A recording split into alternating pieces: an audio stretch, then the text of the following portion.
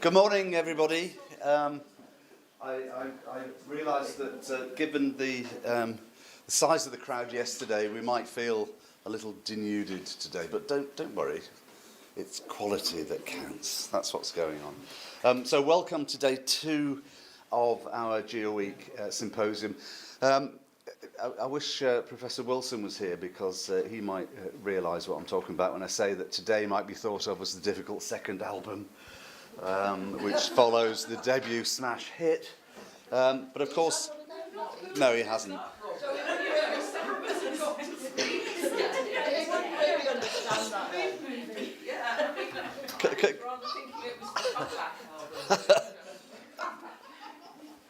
You're only saying that because I'm old. Well, I don't think so. But actually, we have an equally fascinating lineup of talks, and we're shooting for the number 1 slot again. This is where I'm trying to push this metaphor. Okay, thank you very much. A swift reminder that we've got the showreel playing next door. At least I hope we have. And of course, it's the very last day of our exhibition in the Vallum. So get it while you can. Fill your mind with what's going on in there. That would be fantastic. Our keynote today at 2 p.m. Is the wonderful Ilana Halperin. And as ever, we hope to beat the IT boggarts, because it's one of those Teams things that we're going to try and link up with what Stevie is doing, what we're doing, and it could go horribly badly wrong. So if it does, I just want you to whistle a happy tune while you're waiting. Okay?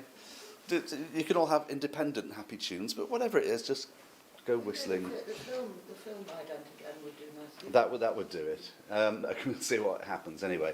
So it's a bit of an experiment, and I hope it doesn't go horribly badly wrong. But there we go. So housekeeping hints, same as yesterday. No fire drill scheduled. So if the fire alarm goes off, run away as fast as you possibly can. And of course, toilets right through the door and at the end for those people that might not know where they are yet. So here's to an amazing second day. Kicking off is Rona Lee with an unbelievably fascinating talk, and because I've seen it. Well, I saw the abstract. That was enough for me, and I am very much looking forward to this. So, a small ripple of welcome. Right. Put my glasses on. Okay, so I'm just going to go to this first image. So thank you very much to Robert and Laura in particular for organising this. It's been great opportunity to hear from such a wide range of perspectives, and it's been really stimulating. I guess my other sort of qualifier is to say that this is work that's very much in progress. It's not a resolved body of work that I've had time to reflect on. I'm in the making of this work. So I'm offering it in a way to just kind of get some feedback, to kind of see what the response is, and it's also a prompt to me to get on and do some of it. So the starting point for this exploration has been a set of 25 photographic postcards, each depicting a mineral sample produced by the British Museum Natural History Department in the late 1960s. And I'm just going to show you a few of those. I also have a couple here, if anybody would like to look at them in the paper, so to speak. Okay, I'll just let you get settled. Okay. So estimates vary widely, as it happens, because I looked it up, to the extent to which we are modifying the surface of the Earth. The Smithsonian Museum suggests 97% of the surface of the Earth has been changed by human activity.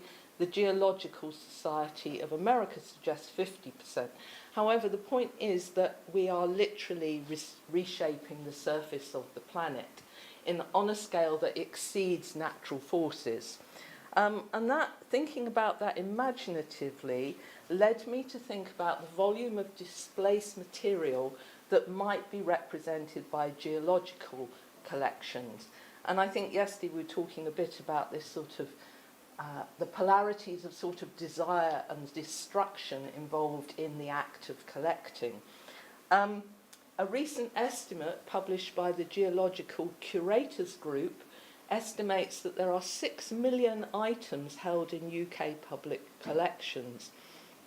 And it's interesting to note that when you look at the web pages of many geological collections, one of the things that they all foreground is the volume of their holdings. And you can see some of the figures here. Public museums on the geological museums on the scale with which we are now familiar emerged in the late 1700s. Joseph Vogel, writing about the mineral collections as socio-political spaces in the 18th and 19th century, notes the influence upon them of a history of collecting whereby spectacular singular specimens were displayed as both a testament to the status of their owners and a prompt to philosophical reflection on the marvels of nature. And we have an example here on the left. However, Vogel says, and I think this is interesting, by the advent of the Enlightenment, mineral collection, as I think we probably all know, had taken on a scholarly dimension. Importantly, however, Vogel suggests that by the 19th century, public collections had become an important tool of state knowledge, delivering to the public a patriotic picture of the natural resources of their respective country. And thinking about this reminded me of this image of which I've been fascinated for quite a long time. It's from the Festival of Britain, and it's the layout of one of the pavilions and around the mineral resources of Britain. And I find that title, Minerals of the Island, very evocative. The aesthetic character of the cards that I'm looking at aligns them stylistically with histories of the Wunderkammer, but the text on the back speaks to a scholarly stroke scientific agenda. Importantly too, however, the locations given offer clues to otherwise eclipsed histories of extraction, both domestic and colonial. And here we've got reference to a mine in Cornwall. In some of them, they refer to mines in Australia. So, you know, there's actually, I think one of the things, again, that I'm interested in is the way that the labouring body, those bodily histories, are kind of erased here. A recent paper by David Gelsthorpe, who's the curator of Earth Science collections at Manchester Museum, identifies that 24% of the collection originates in colonial countries. So consideration of how we might decolonize geological collections raises questions of how they might be reframed from a post-human perspective and mobilized in relation to what Paul Harris in the Cambridge Companion to Environmental Humanities calls a lithic discourse, a turning to stone that explores entanglements whereby rocks and humans mesh as mutually affective agencies and materialities. How then, to borrow a phrase from Donna Haraway, might we make kin with stone? And some of these images are part of a bigger body of work which I created a couple of years ago called In Love with the Lithosphere. I've been working with postcards now for several years, in particular what are called moderns or chromes, glossy offset images produced in the post-war years, a period sometimes referred to as the golden age of capitalism, which saw massive growth in consumerism, tourism and technology. And I mean, arguably it is one of the spikes that were being talked about yesterday. I'm especially interested in the way in which the future-orientated character of such images and the celebration within them of ideas of progress. They quite often feature tunnels, motorways, universities even. So they're a kind of very particular slice through a kind of worldview at the moment of their production. In this future orientation, looking at them from the present, they appear to contain the seeds of many of the crises that we face now. These two postcards are actually from an exhibition produced at the Natural History Museum in 1971, so around the same time as the cards were produced, called The Story of the Earth. And it featured a huge reproduction of a rock face cast from a site in Scotland, which is what you can see here, a planetarium, an active volcano, and an earthquake machine.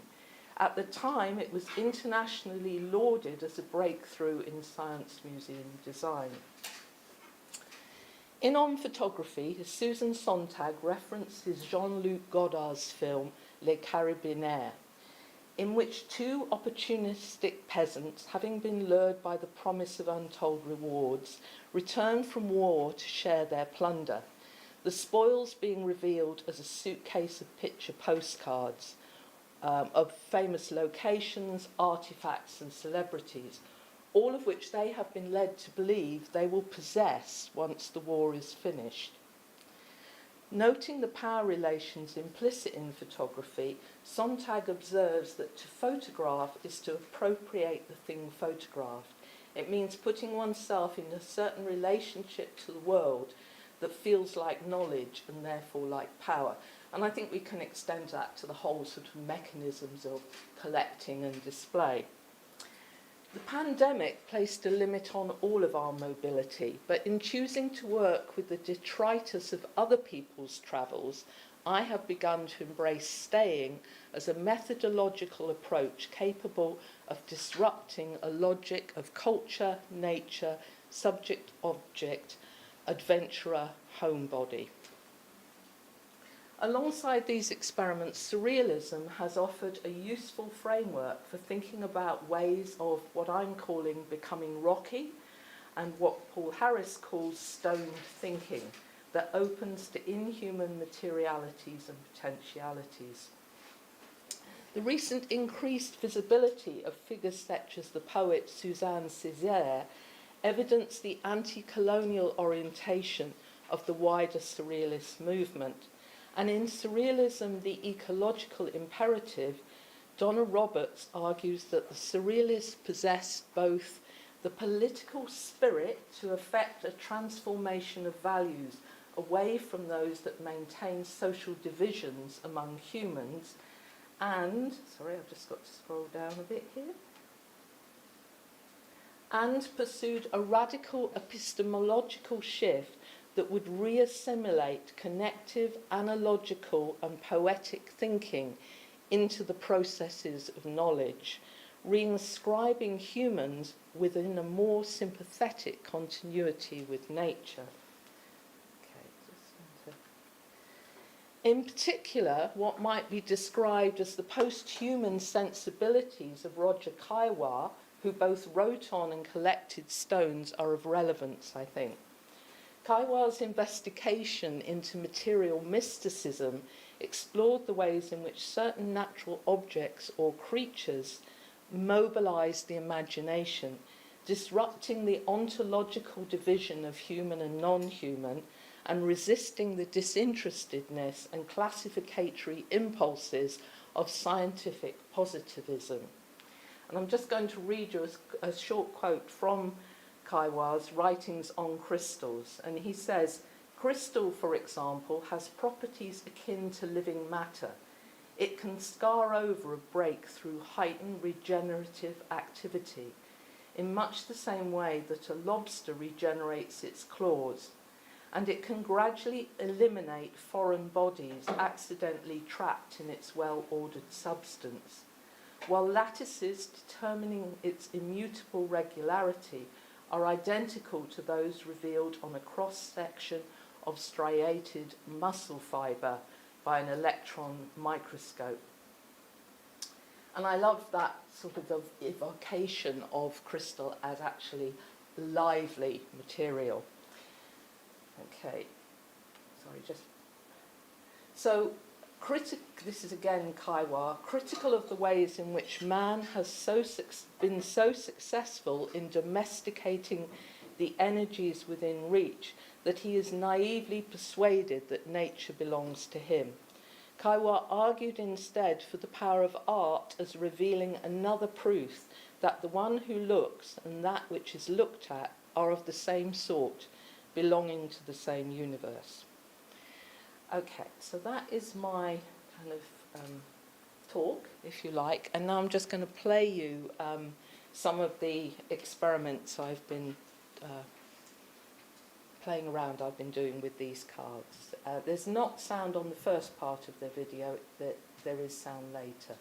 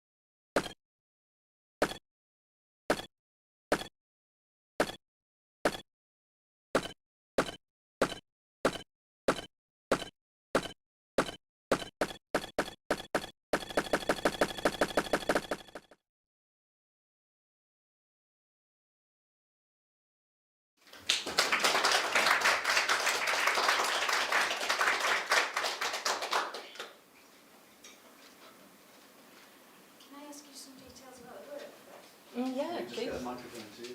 Thanks.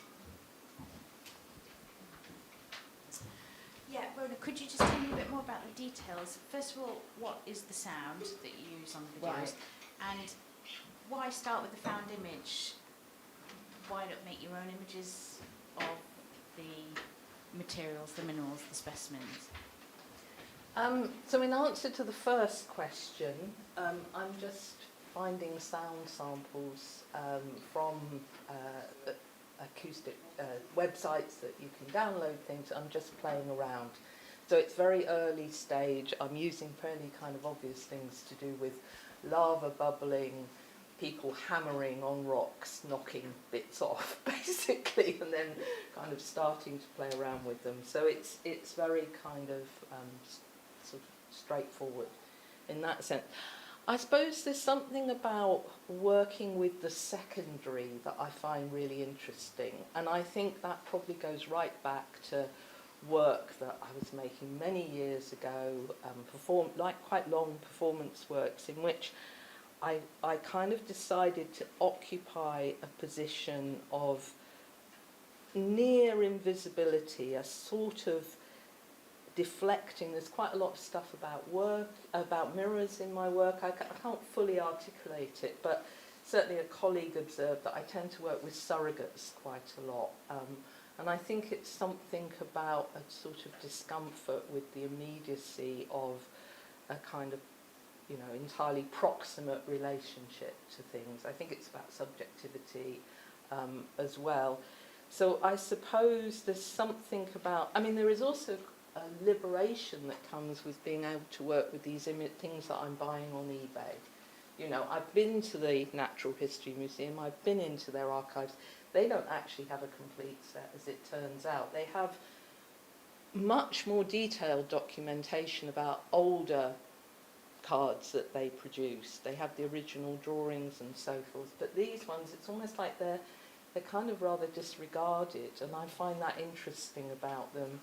And I suppose, that sort of sense of, in the same way that I made another video with some of the other postcards that were in my talk, where you actually go on a journey using the postcards, and it's something about that kind of imaginary armchair travel, partly because I think there's that long history of women being the people who stay at home that I'm interested in. So I don't know if that goes some way to answer it.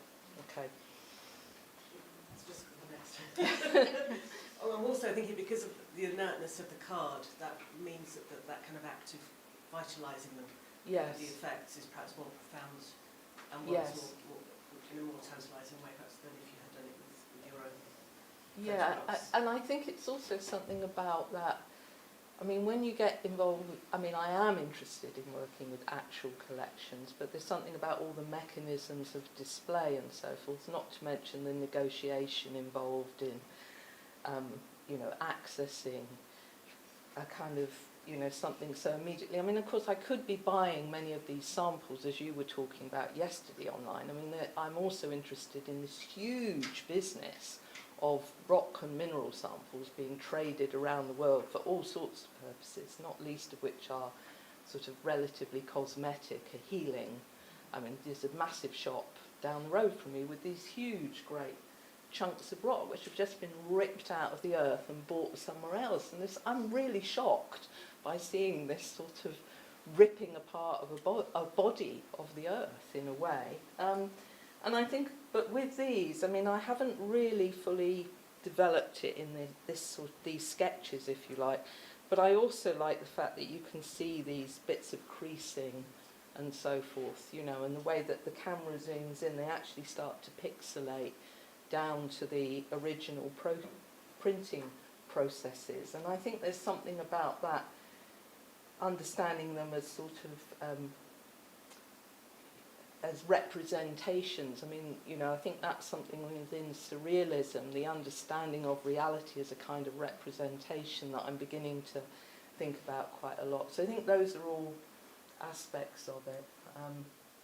But it is partly the liberation of being able to just work at home with these and not feel I have to sort of go through quite a complex and lengthy negotiation to access them. So, yeah. Yeah, you've sort of gone part way to answering something of what I was going to answer, but I was just thinking as you were talking, thinking about decolonising the museum, and thinking about the way that a lot of ethnographic collections have been redisplayed, or a lot of the publicity about returning objects. Do you have a feeling or a sense about that in relation to these mineral collections, that there could be or should be a rethinking of how these... I mean, Yes. you talked about these objects that you see in a commercial setting that are Yes. taken from from a land and sort of put here. So I suppose one of the questions is, have you, because you're talking about a particular point in time when you're looking at these displays, are you looking at more contemporary museum displays, or have you noticed Well, a actually, change in that interestingly, attitude? I don't think I mean, I haven't explored this, but I was at the Natural History Museum fairly recently, and in a quick walkthrough, I was going to the archive, but in a quick walkthrough, I didn't think they'd changed that much, certainly in the visual vocabulary. I will be honest and say my primary concern has been this sort of question of the post-human in relation to how do we... There's a certain sense in which if we think about other species, or we think about plants, we perhaps can start to imagine them as a kind of having a vitality, having a kind of subjectivity, if you like. I think that's much harder with lumps of stone. And I think it's partly been this question, how could I work with stone in ways that might sort of start to open that up? The decolonising the collections, I think, is hugely important, and I don't think I can sort of think about the post-human without thinking about that. And I think, I mean, Louise and I have been talking about this a bit, and I think we both feel there's a moment to revisit geological collections, which is slightly overdue in a way that artists have looked at other things like certainly other aspects of natural history collections have been kind of reworked to some extent, but I think something about the inertness of stone has made that quite difficult. I mean, I did have a conversation with a geological curator at Newcastle, and she said that thinking about stones as material culture was only beginning to emerge as a kind of awareness. So I think it's kind of there, but it hasn't quite happened yet. Have you been to Tully House? No, as it happens. So, it's a local museum. It's got a very large geology. Yes, yeah. No, I am sort of aware of it. I mean, I am sort of putting some feelers out to actually work. But I think what was important was to how do I, in a sense, establish a vocabulary that working with this material that actually feels to me like it utilises some of the kind of methodologies that belong to arts practice. I mean, I'm deeply interested in interdisciplinarity, and I've done sort of work across disciplines, but I'm actually interested in something about a kind of a practice which is rooted in a sort of fine art kind of vocabulary, and that's where it's been really exciting to rediscover aspects of surrealism that I hadn't previously thought about. So I kind of didn't want to go in and make a more sort of documentary style analysis of geological collections. I felt I wanted to go somewhere quite sort of off the scale a bit. So I'm doing these weird and wonderful things, and I think when I feel a bit more sure what I'm doing, then I could start to have a more confident conversation about whether they might find a place within a geological collection, and I might work directly with one. I just meant, while you were here, had you had a look? Yes, It's yes. great. It's quite old-fashioned. Yes, I mean the Lapworth is a great one as well. There are a number of very significant ones, but yeah. Have you-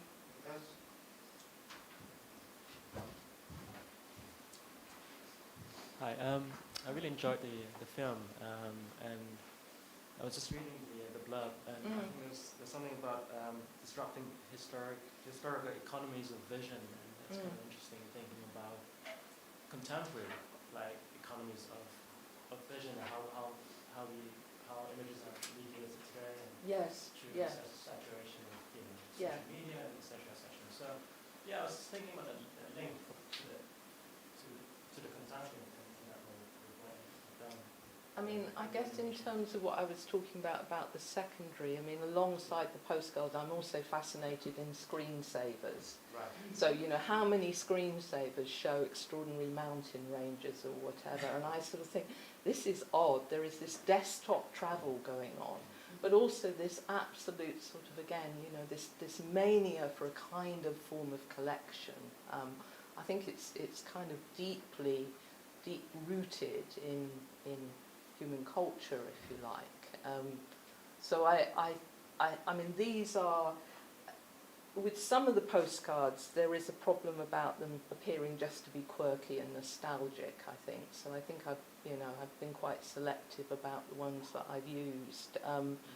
But yeah, I think it does have that capacity to go into that absolute sort of overload of imagery that we live with now.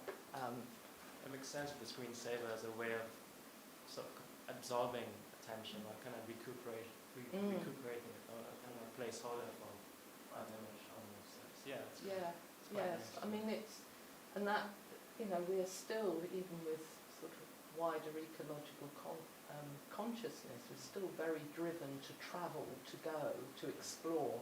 And I suppose, again, you know, that's why I'm interested in this. What would it mean for me as an artist? Do I need to go and see this mountain, or actually might I find this image of it tells me more about how to understand it? I mean, it's a position. I know I can see a real rationale for going as well and being in the field, so to speak, but I kind of have just sort of made a personal decision to kind of not be in the field, so to speak.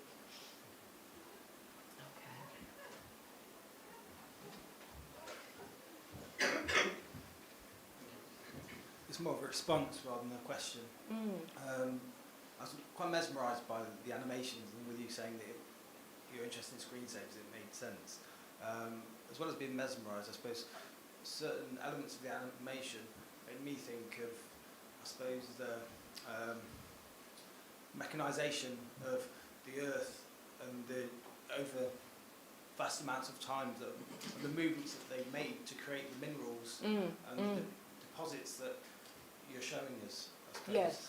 Is that something that was intentional within that, or is it?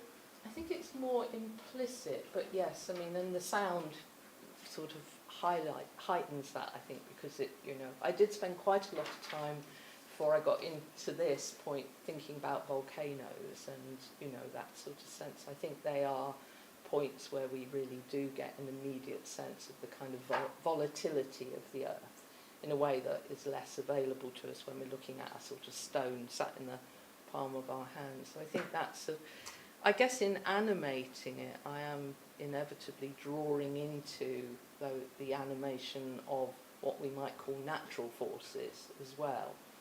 But I think I want to sort of try and find editing techniques that also kind of bring, and perhaps that's where some of the footage, the video footage that I'm starting to use, which is a departure from the cards, kind of brings in that sort of sense of us as a kind of reshaping force, let's say.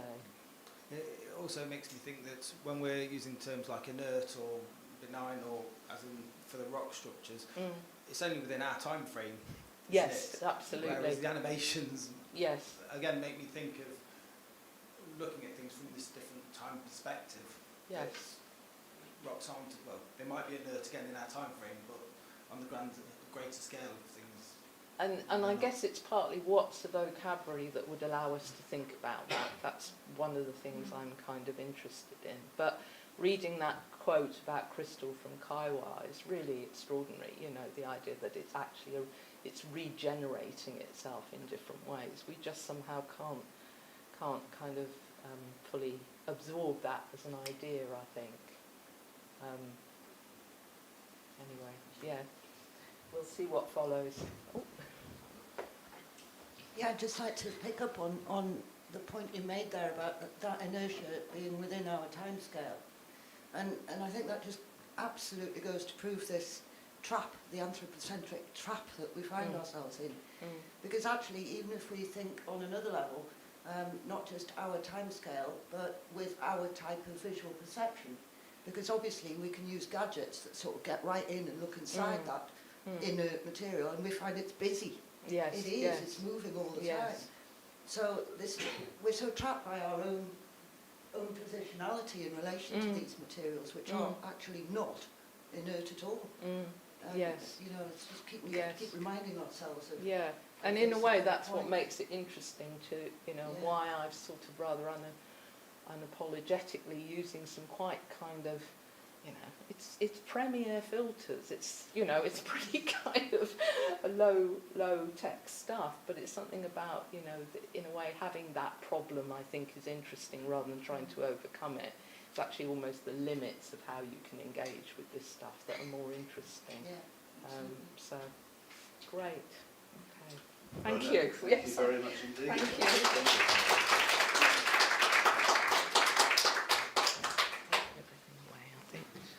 I'll leave you to reset. Thank you. Yep.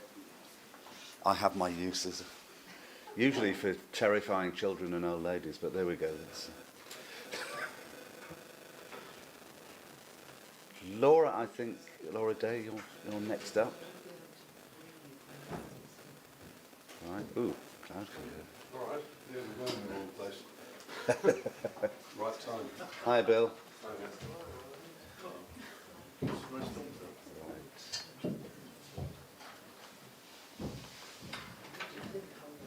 I put it alphabetically, thinking it would help, and I'm looking for L. What an idiot.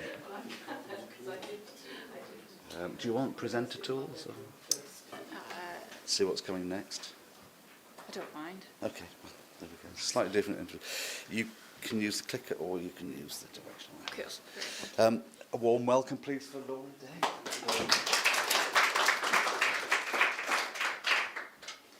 Okay, thank you very much, and thank you for having me here. So I just wanted to mention before I start talking about Norman Nicholson, the image I've used in the background is one that you may recognise, you may not. I live in Cumbria, I live at home on Hillsheep Farm, but I'm a PhD student at Durham, but a stone's throw from our farm is Haweswater, and Haweswater gets very, very low and it gets very, very warm, so that's very occasionally in Cumbria.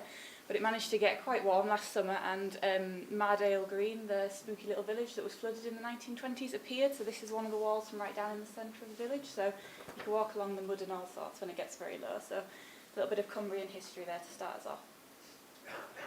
Okay, so Norman Nicholson, the poet that I'm talking about today, was born, raised and died in the town of Milham, which sits south of us, very south of us, on the Lake District peninsulas in South Cumbria.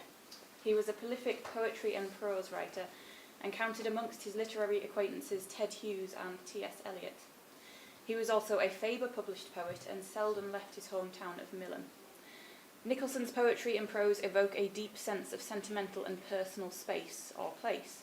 He is transfixed with the South Cumbrian landscape, and the stars of his work are not the typical sights of Wordsworth's idyllic national park interior, but are instead the features of Milham's immediate countryside, that is Hodbarrow, the Milham Ironworks, Windscale, now known as Sellafield, Blackcomb and the Duddon Estuary.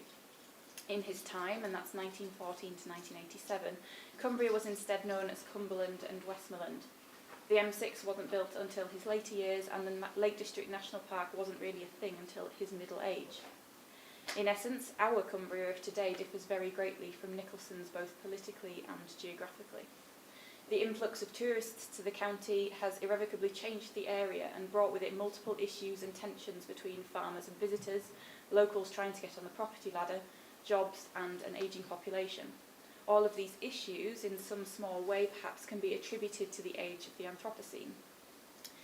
The Intergovernmental Panel on Climate Change, the IPCC, which is part of the United Nations, wrote in a 2021 report that, and this is on the screen, it is unequivocal that human influence has warmed the atmosphere, ocean, and the land. The emergency, therefore, is now. Yet a poet from Cumbria in the 20th century recognised the space we were heading toward. Nicholson located a universal anxiety amidst his familiar home landscape of Millen and, arguably, made the threat of climate change an enduring and ever-present one for his readership. I would like to argue for Nicholson as an early prophet of the Anthropocene, though the term was not one he was necessarily aware of or interacted with in his lifetime. His entire body of poetic work is acutely aware of man's impact on the environment. He exhibited place-based environmental anxieties throughout his work and offered a personal commentary on the state of mankind's relationship with the natural world. The aforementioned IPCC report goes further in explaining so that's the human impact on the environment. A 2019 study found that the oceans had absorbed 90% of the heat gained by the Earth between 1971 and 2010. This, in turn, affected temperature-sensitive organisms such as coral reefs and some small animals. Inevitably, it will affect humans too, as sea levels rise and as ice caps melt. As a side note to this, so in my lifetime alone, and I'm 26 years old, born in 1995, the world has lost 28 trillion tonnes of ice, with a current rate of loss standing at 1.2 trillion tonnes per year. And that's from the IPCC. Nicholson chose to use bodily imagery in his depictions of the landscape and actively opted to decentralise the voice of man in his work, arguably refuting anthropocentrism in doing so. The natural world really does speak and come to life in Nicholson's work, and I'd like to begin with some lines from a poem from one of his earlier collections of work entitled Rock Face. The poem has the same title as the collection and begins with a human-like description of the stone in the quarry. And these are lines 1 to 7 of the poem. I'll leave them on the screen for you to read. The poet anchors his description with a declarative short opening line, in the quarry. Immediately, as readers, we are placed in a man-made space within the natural world. The inference is that man has used and abused the space. It is somewhere harvested for man's greed. The poet is literally in the quarry. The confidence with which Nicholson writes that I found the face, and not I found a face, suggests to the reader that the poet knew what he was looking for. The face suggests that Nicholson regarded the rock as very much alive. The personified image of the rock face is designed to engender sympathy in the reader, and it is poignant that Nicholson chooses the poem as the first of this particular collection, as well as using it as the title for the entire collection. The brow and nose and eyes, as well as the slate lids and ear and nostril, are all familiar bodily imagery, and only work to emphasise the feeling of sympathy in the reader for the plight of the quarry rock face. Nicholson creates an image of man in the landscape to construct the parallel between man and the environment. This is a key theme in his work. In paralleling the image of man and the natural world, Nicholson is essentially telling the reader that whatever man does to the environment, he is essentially also doing to himself. It is a vicious cycle that we in 2022 perhaps understand with alarming clarity. As we, human beings, use and abuse the planet we live upon, so does it bite back in the form of climate change and dwindling natural resources. Every year, air pollution is directly responsible for the deaths of more than 10 million people, for instance, and that's taken from Earth data. And as global temperatures continue to rise, wildfires continue to burn, and in 2021 alone, California wildfires in the USA took more than 2 million acres of land.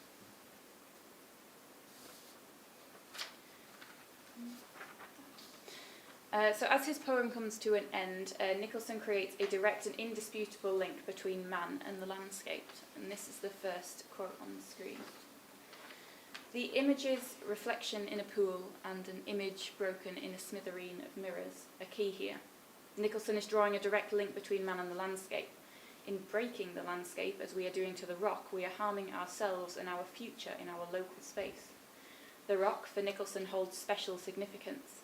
In his 1949 prose work, Cumberland and Westmoreland, he wrote that Perhaps in no other part of England has the life and character of a district and its people been so controlled by the nature of the rock and by the forces which have acted upon it. So perhaps a key poem when considering Norman Nicholson's role as an early prophet of the Anthropocene and the resultant environmental dangers of it is Windscale, a short poem found in his 1972 collection, A Local Habitation. Windscale is now, of course, known as Sellafield and is situated in West Cumbria. I've reproduced the entire poem on the screen there for ease.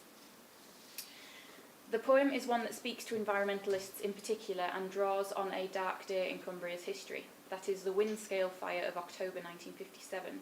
Nicholson chooses to draw a close comparison between images of the environment and images of the man-made nuclear industry, thereby creating an unbreakable link between the two, so as to demonstrate the interdependency of one and the other.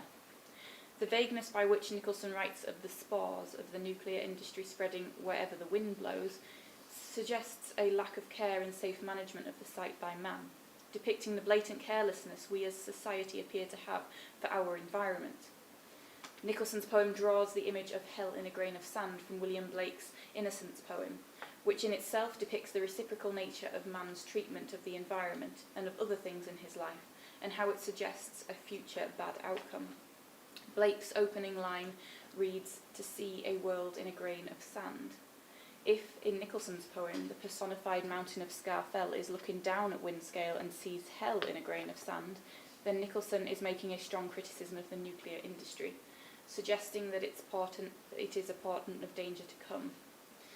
The final line of the poem perhaps best demonstrates the poet's strong critical voice regarding man's use and abuse of the landscape and the existence of Windscale near to his home in Cumbria. Milham sits about an hour south of Windscale.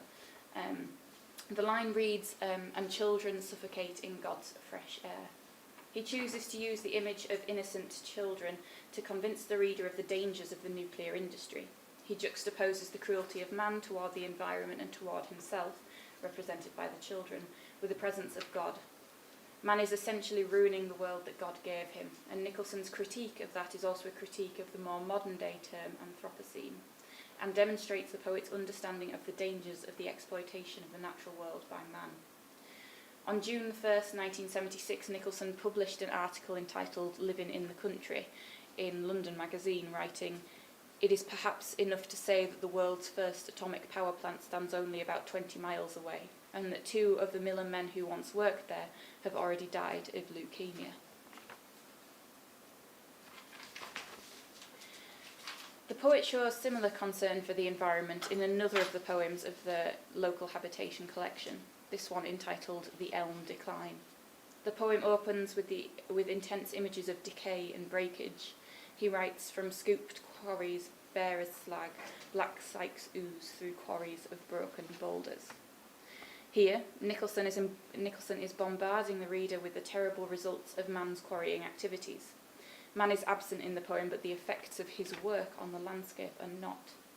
We, the reader, are forced to focus on the negative impact on the landscape and the environment, because Nicholson does not allow our attention to stray elsewhere, to man's gains from the space, or the work of man to satiate his own need for resources. Instead, we are taken back in time to 7,000 years ago, when trees grew high as this tarn. A luscious and richly verdant description of the natural space is then immediately countered with the coming of man. This is the second quote on the screen. "Stone axes chipped clean from the crag face, ripped the hide off the fells, spade and plough, screated the bared flesh, skewered down to the bone." The reference to stone axes takes the reader back to the early history of man in the landscape, subtly indicating how man has consistently used the landscape for his own benefit, and that it is not merely modern phenomena. Again, as in the earlier mentioned Rock Face poem, Nicholson includes the word face when describing the rock. He writes of the crag face. Whilst the word face here could be interpreted as meaning the front of a sheet of rock, it also undeniably holds human bodily connections and brings forth the parallel between man and the landscape once again. Nicholson chooses to continue with this bodily imagery, yet more overtly with mention of how man ripped the hide off the fells and screated the bare flesh and skewered down to the bone. These are painful images to read and contemplate in relation to the body Nicholson creates of the landscape. This poem, The Elm Decline, is a strong example of Nicholson's role as an early prophet of the Anthropocene. Whilst eco-critical theory and the word Anthropocene were not present in Nicholson's earlier life, he was perhaps aware of them in later life. The Elm Decline moves to the present day in the second half of the poem, offering a deeply critical view of dynamited runnels which channel a poisoned rain and the presence of nuclear dust. As he closes the poem, Nicholson writes, "Until, under the scree, under the riddled rake, beside the outflow of the reedless lake, no human eye remains to see a landscape man helped nature make."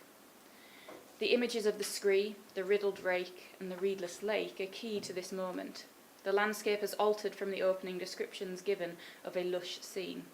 Man has rendered the natural world useless and moved on, or else man has died out because of the loss of natural resources. There is a hint of irony in the final line with the inclusion of the word helped. Man has actually destroyed the space and halted nature's rhythm.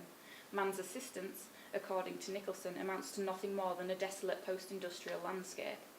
As such, Nicholson was certainly an early prophet of the anthropocentric era and the disastrous results it would inevitably produce.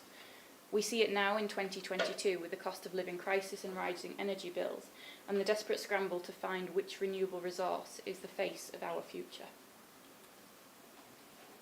The final poem I would like to mention is one that's also found in a local habitation collection and is entitled Hodbarrow Flooded. Hodbarrow is a post-industrial space on the edge of the Duddon estuary, just a stone's throw from the town of Millom itself. The area was previously an iron mining site and is now a nature reserve managed by the RSPB, complete with footpaths and an abundance of wildlife. In the poem, Nicholson maps the image of the abandoned and barren post-industrial space onto the death of man. Man effectively died with the loss of industry. This speaks to the wider social and community context of Millom, which relied heavily on the ironworks and other associated industrial sites for steady employment. This is a demonstration of Nicholson as a prophet of the Anthropocene.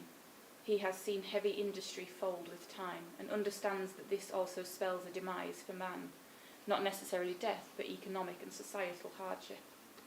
In his prose work, Greater Lakeland, published in 1969, Nicholson writes of Millom, his hometown. This is at the top of the screen. Yet Millom is nowhere near the geographical hub of the lakes, and it is nothing like one expects of a town of the lakes to be.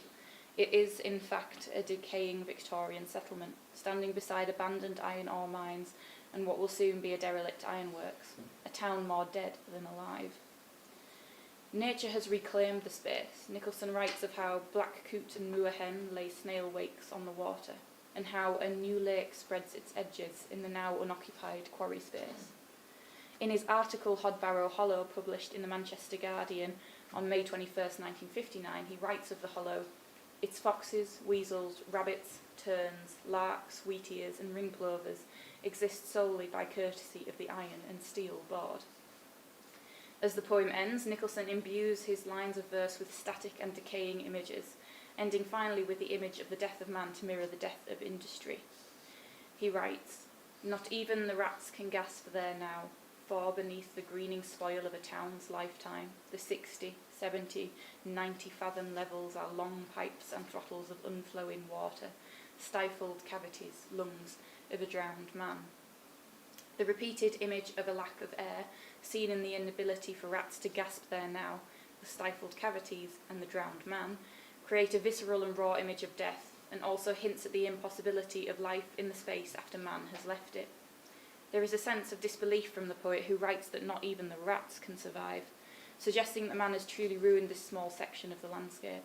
He blends industrial and natural language, seen particularly in the line "long pipes and throttles of unflowing water," to show the inextricable link between man and the natural world, and thus creates in the reader's mind the understanding that if nature suffers, man too must suffer. It is again the image of a vicious circle, and the acknowledgement that whatever man does to the environment, he also does to himself. And so now for just a few concluding thoughts, and hopefully a persuasive argument for the enduring reading of Norman Nicholson, and a long look at the climate crisis in conjunction with reading his poetry. The poet was ahead of his time environmentally. He was clearly very dedicated to and had much admiration for the landscape that he grew up in, though his home was not one of traditional and uninterrupted Cumbrian beauty as we might know it today, living and working on the edge of the Lake District National Park. Nicholson's relationship with his home space was one characterised by heavy industry and the anxieties it perhaps left the poet in relation to man's place in the natural world and his profound negative impact upon it.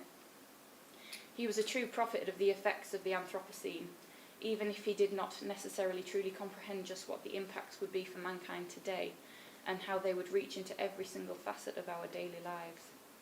In a 2007 report to the IPCC entitled Historical Overview of Climate Change, researchers found that, this is on the screen, the warming trend the Earth is presently undergoing is over 95% likely to have been caused by human activities.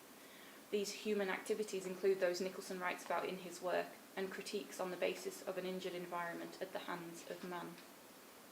So Nicholson's poetry should be a work of enduring environmental legacy, used in schools perhaps to teach children about the dangers of environmental exploitation in their immediate home landscapes, but with a view to turn them toward the understanding of the universal context that the problem exists within. I feel as if Nicholson's poetry is also the demonstration of an overwhelmed poet, one who couldn't necessarily begin to truly comprehend the national and international implications of the developing climate crisis, and so instead looked locally and looked at the immediate effects of his life lived in Millen. In short, the poet was an early prophet of the realities that we face today, some 100 years after Britain's strongest industrial era and over 30 years since Nicholson's own passing. Thank you very much.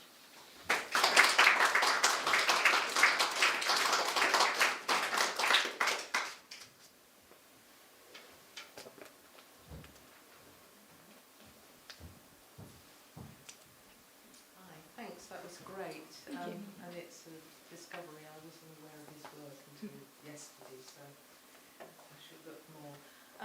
I guess I've got a couple of thoughts. One is thinking about that image that I showed of the Festival of Britain Pavilion, which is kind of around the time that he was writing quite a lot of this, and the sense of the minerals of the island, and that evokes almost something like Shakespeare's Tempest. It has a sort of sense of quite magical about it, and yet he's obviously, has other sensibilities. I wondered if you've done any research into other people who were, developing an ecological consciousness around the same time. So there's the sort of perspective that we have of the Anthropocene, but also, certainly in the States, people like Rachel Carson. Yeah, Silent Spring, yeah. So that was one of, I've got another question, but maybe if you want to respond to that. So my PhD sits within the Department of English Literature at Durham, so I've kind of looked more so on sort of poets that were emerging at that time as well, in conjunction with the sort of more deeply environmental stuff that comes out of eco-critical theory and so on and so forth, with Clayton and Oppotow and Frome as well, and so on and so forth. But I think Ted Hughes is quite an interesting one to look at in conjunction. Remains of Elmer in particular is really interesting, and kind of W.H. Auden and his travels as well is really interesting to look at. And obviously looking back to sort of Wordsworth and how Nicholson took Wordsworth and kind of altered a little bit and looked at the familiar spaces like the Duddon Estuary. And there's a poem by Nicholson called Scarf Gap Buttermere, which is really interesting because it's sort of those idyllic lakeland spaces, but it's a very different representation of it.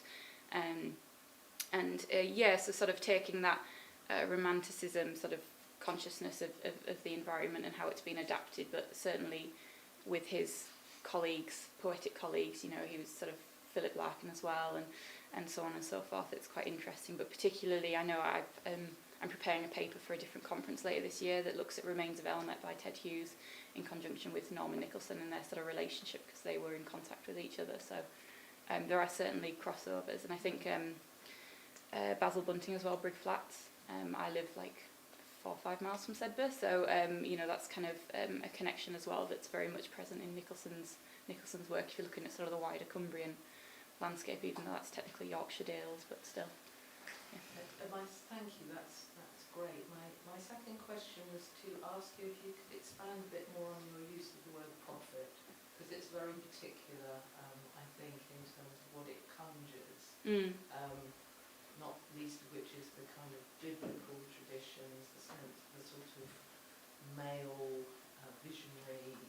I just wondered if you could say a bit more about that, whether that there's a particular reason for you describing him as a prophet. Yeah, so I mean, the other poets that I mentioned that he kind of has literary conversations with via their publications, etc., I feel as if they write about sort of the environment and are very conscious of living in the environment, existing in a space, etc. But I feel as if reading Nicholson's work, he's very much almost has an eye on the future at all times. It's kind of that understanding that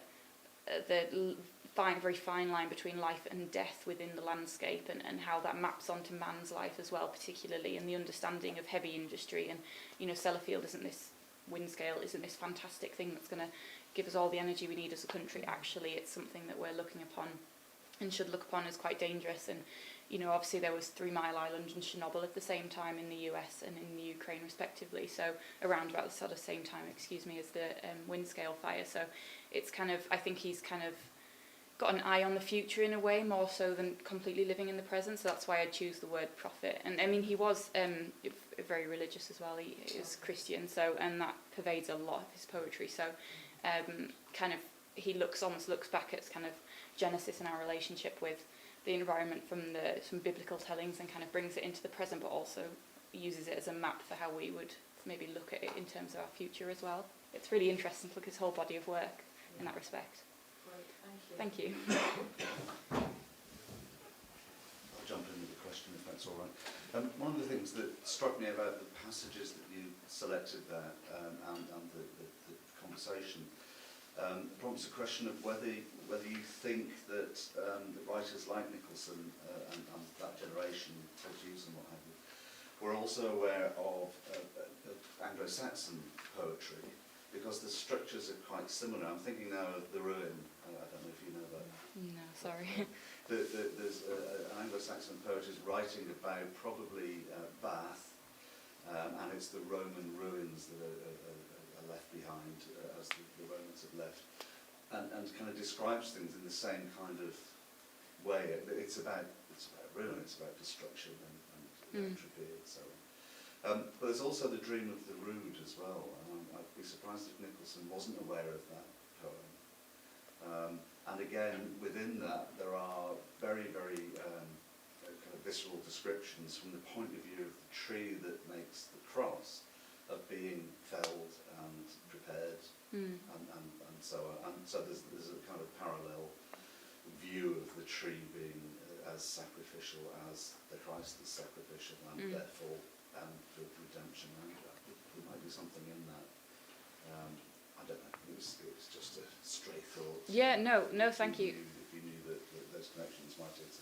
Yeah, I mean, I don't know specifically of those connections, but he was an incredibly well-read gentleman. He really, really was. Because his books that he owned were inventoried after his death, and it's John Ryland's library now holds a lot. So I know that he was incredibly well-read, and particularly, you know, I found sort of allusions to Milton and Dante and stuff in his work, particularly Dante's Purgatorio, and there's reference to the Wood of the Self-Murdered in some of Nicholson's poems and things like that, and obviously it draws through on biblical narration as well, so I'd be very surprised if he wasn't aware of the things that you mentioned, because he was incredibly well read. Yeah, definitely something for me to look into, I think.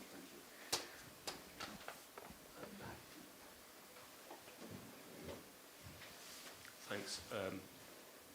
I rather feel the last 2 questions might have blown my one out of the water, because I'm going to do it.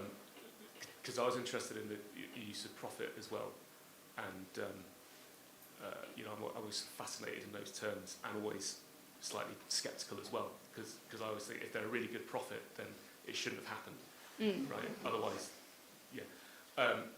But where I went, and you'll see how this links to previous questions, not knowing the bulk of Nicholson's poetry, but the as Robert said, the kind of visceral quotes that you put up took me to sort of ascetic mysticism, you know, where there's this kind of lurid fascination with what one can do with the flesh, and you know, it's a sort of reversal, this sort of obsession over the wounds of Christ and the blood and the ewes and the, you know, and Chris Davis' concept of the abject and all that kind of stuff. Yeah. And both that tradition and what I was getting from Nicholson, what you're arguing, they sort of stand on this pivot of either they open up a sort of immense truth, or they end up a kind of voyeuristic you know, I was looking at some of the verses, I was thinking they would make fantastic album titles, you know, for particular genres of music, the Lungs of a Dead Man or whatever. Yeah. Brilliant, brilliant, right? But the question, I think, is, you know, the one way of resolving that, and the question, and what I wasn't quite getting just because of my own ignorance is, so is Nicholson kind of advocating elsewhere in his poetry? Is it a return to something? Is it a way through? Is it a, you know, does it sort of fall back into a kind of Heideggerian vault, you know, the purity of the earth type thing, which would seem odd given how intense he goes into the sort of, you know, the mechanical, you know, gouging out of the earth. Is there a sense of what he sees behind all that? Does that make sense as a Yeah, no, so I think, you know, what you said right at the beginning about if he was an early prophet, why didn't he stop it? He was born in 1914, so I feel as if he was just a tad too late to the party. But yeah, I feel as if it's kind of his environmental consciousness means that he's trying to work through things. And I see in his entire body of work, if you sort of look at everything from 1944 through to in the late 1970s, early 1980s when he finished writing and publishing, I feel as if there's a deep conflict between that kind of existence in a town that very much relies on heavy industry. He himself never worked at Mill and Iron Works. His father did briefly, but Nicholson himself was a career poet, so never actually worked in heavy industry, but lived and existed, and, you know, in very close contact with it. So I think there is a sense of a conflict, and that kind of, I understand how my life is hinged upon this and how my community is hinged upon this, but I don't understand why we do it this way, and that kind of almost confusion about how we can go forward from there, because, you know, how do we know what's coming next? And, you know, for us all to survive even in 2022, we need to use something from the earth. We can't live completely green. We always have to take something in order to get the energy that we need to power everything that we have nowadays. And whilst that is much more than in Nicholson's era, of course, I think he had that sort of consciousness of this thing's already happened and we're starting to understand the actual after effects of it, and that was kind of more visual than anything else. You know, we're understanding now the sort of climate change, climate crisis, rising sea waters, 1 degree temperature increase internationally, etc., etc. But I think in Nicholson's time it was much more the immediate big hole in the ground kind of thing. Rusted old ironworks that are going to be dismantled. He wrote 2 poems on the closing of Mill and Iron Works and then on the dismantling of Mill and Iron Works. It was obviously so massive in his life, that the closure, but also actually the physical taking down of the thing that represents what he's trying to work past and work through and has conflict within himself about. So yeah, I don't know if that really answers your question. No, it's super interesting. I think I need to read your thesis when it's finished. I'm nearly finished it, so thank you. On that note, good luck No, with the thanks. thesis, and thank you so much for Thank you.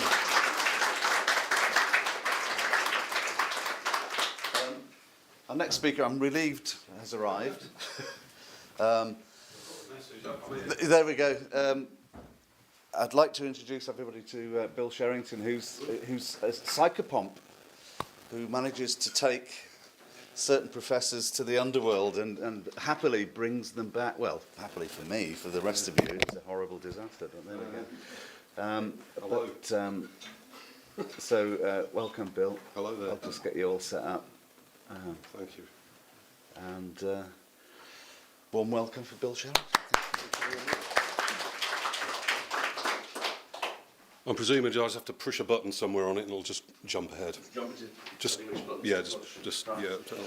Push that one to go forward and that one to go backward. And there's a video clip in it. Just click on it and that will do it. Yeah, if you get stuck, Will do. I'll leap to your list. Anyway, I'm not really here to give too much of a PowerPointer from. My name's Bill. I'm a caver and potholer predominantly. That's why I'm here today. I'm not doing a thesis. I'm not writing a PhD, but I do work in the underworld. I work at a place currently I work at a place called White Scar Caverns.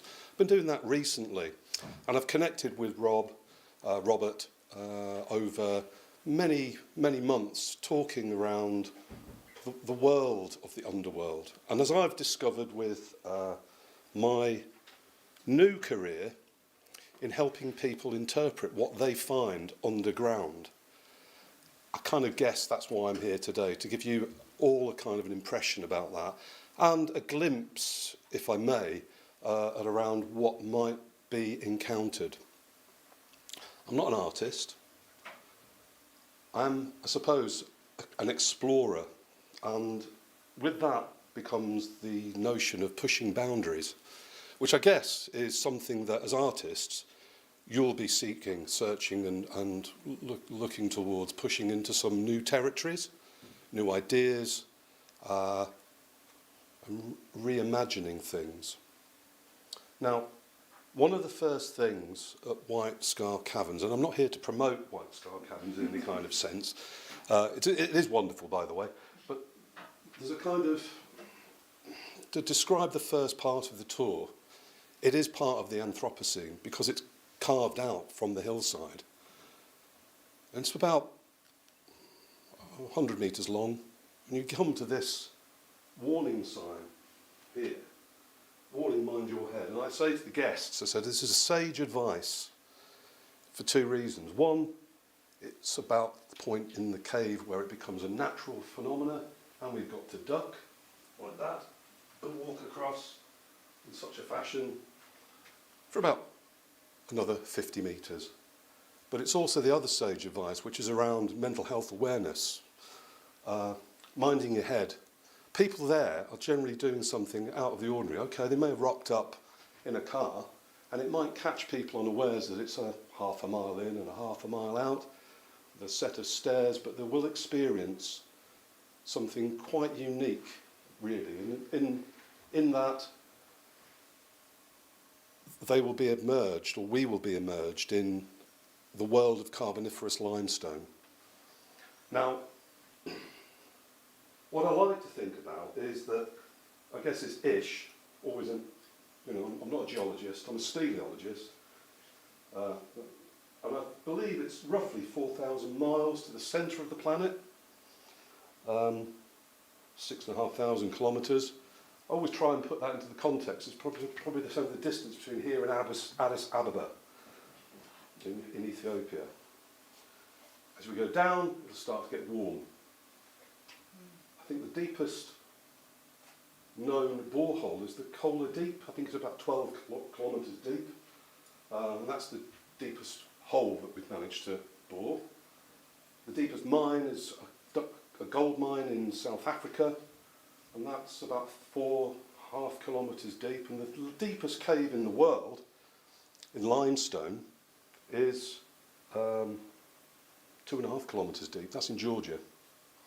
So it's kind of a context to explain and explore that as people, I guess, travel along the horizontal into a mountainside, to take people out of what they may experience as comfort into an issue of relative discomfort, but also emerging again into the notion that humans have had an intervention. They've mined to this point so that people can walk upright as hominids into the mountain and continue their journey into the natural cave, a kind of phenomena. So I'll press that button.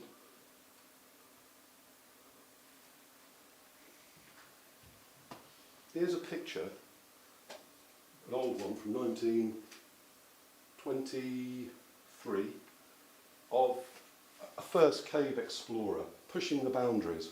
This is a character called Mr. Christopher Long. He's quite a fragile human being, as it turns out. Christopher explored into White Scar Cave. Okay, it's a part of Yorkshire, I guess. His fragility was that he didn't live to see the opening of the cave itself. He may have had mental health issues.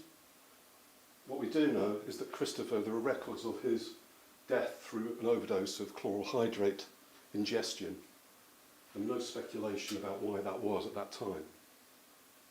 But his view, I guess, would have been part of the pioneering spirit. And that, I guess, is what venturing underground is about. And that's why many people, I guess, I'm theorising around why people want to explore and experience going into the underworld.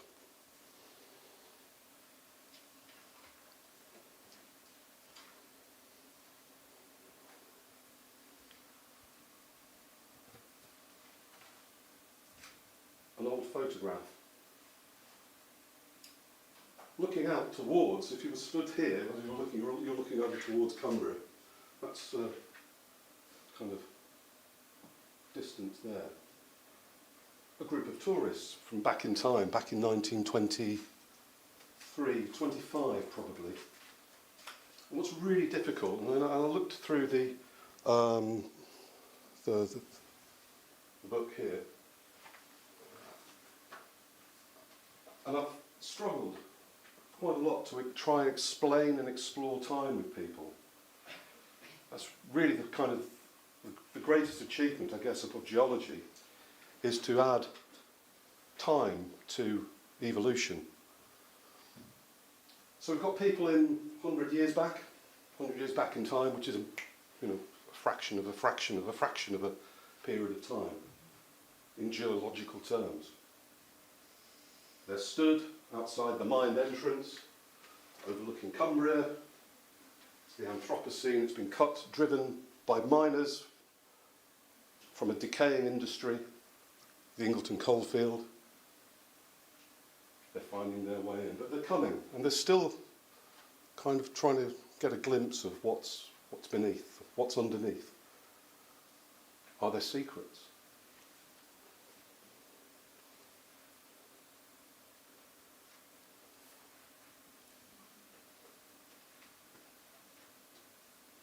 I believe this to be a picture, very old one, Mr. Eli Simpson, who,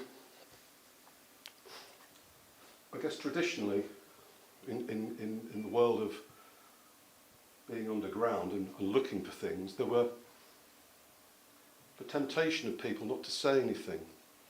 And I do know of caves in Cumbria that are being rediscovered because the people that discovered them kept it secret. Why people keep things secret? It might be something to do with conservation ideas around we keep it quiet, fewer people will go there, it'll remain safe. Eli Simpson was a founder of the British Speleological Association and was renowned for making secrets. So there still is that kind of tradition in the world of potholing and caving where people are involved, they remain quiet. The idea is, well, what are you doing? Who wants to know? What information are you going to find from me? So Mr. Simpson in his boat, again from 1920s, and again from the White Scar end of things. Now, in terms of my own history, here's the three counties system. Here's Cumbria. That's the boundary of Cumbria there, green line. And all of this is the Easgill system, the Easgill cave system. And it stretches, the blue line here, that's a dive, it's called a sump. It goes through Lancashire into here, it's called Lost Johns, into Knots 2. Knots 2 is in Lancashire. It goes to here, which is in Yorkshire. Boundaries and borders. So it crosses the boundaries and crosses borders. It was traversed in its entirety last year in September by two divers, Chris Jewell and Jason Mallinson. They started here, and 18 hours later they emerged here in Cumbria. It's a feat of it's a real feat of something, because it's been compared as a we could visualise it, and this is the issue for pushing the boundaries of visualising things. We've got this map with different colours on, it's been surveyed, it's fairly accurate. But at the same point, it starts here, And the blue line is where people need to breathe oxygen in cylinders. So there's about two or three really long sumps to traverse. Took them about 18 hours. My experience of this was, where is it? Lost Johns, Knots 2. There was a kind of a link to be made to connect this system, which was remote here, to East Gill. And that was connected in 2011 at a place called Bruno Kransky's Once Rising Sump. It used to sump until we drained it away. And then now you can make that traverse if you can dive. It's about 85 kilometres long.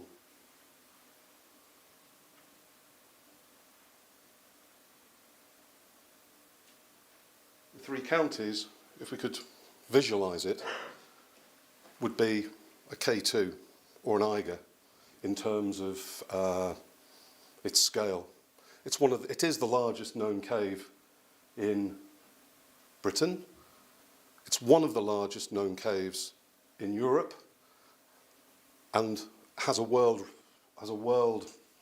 kind of significance in that kind of thing.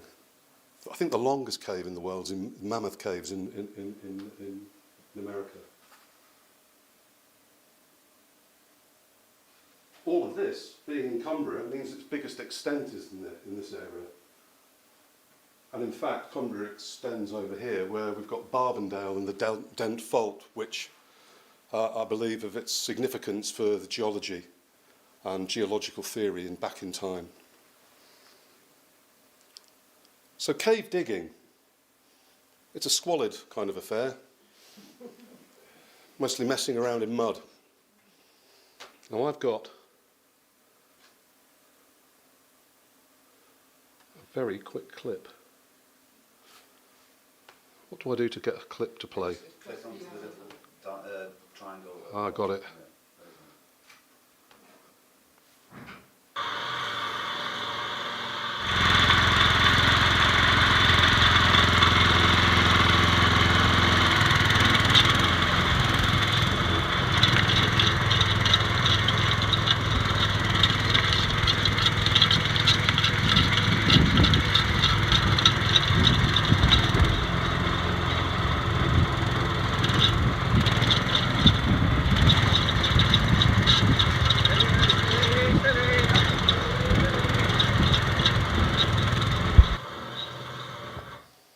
From 4,000 metres under the ground, we removed a lump of wood. So, gives you a kind of impression of the Heath Robinson, homespun nature of what people are being involved in. Recently, we've had one of a local farmer who's actually seen on the film here, and it was really interesting with the last presenter who was talking about the image of the dry stone walls, because there is this idea that dry stone walls are going to be removed as part of a rewilding project somewhere in the Yorkshire Dales National Park Authority region. I don't know whether that's fact or not, but the idea of removing them was abhorrent to many of us, I think. But believing that to be evidence of human activity, but also its value to wildlife and the infrastructure that's around in that. Anyway, got a great impression of a blue bucket emerging from the depths, containing its piece of wood. Here, there's a group of us that are exploring for known unknownness. So I don't want to be too Rumsfeldian about it, but it is where we're looking for a cave called Gin Passage. Gin Passage is a cave of significant magnitude, to be, to invest a lot of time in, really, in trying to explore it. It'll never be a show cave. There is a controversy about being in a show cave, I guess, which is around the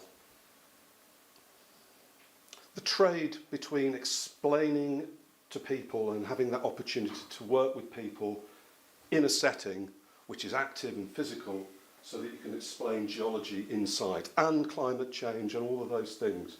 So for myself, I'm always kind of trying to seek new ways of explaining time and seeing the emotional impact. The other day, I was in a place where kind of one of the smaller visitors said, I did not know caves were so important. I thought I'd done my job at that point. Anyway, my last slide.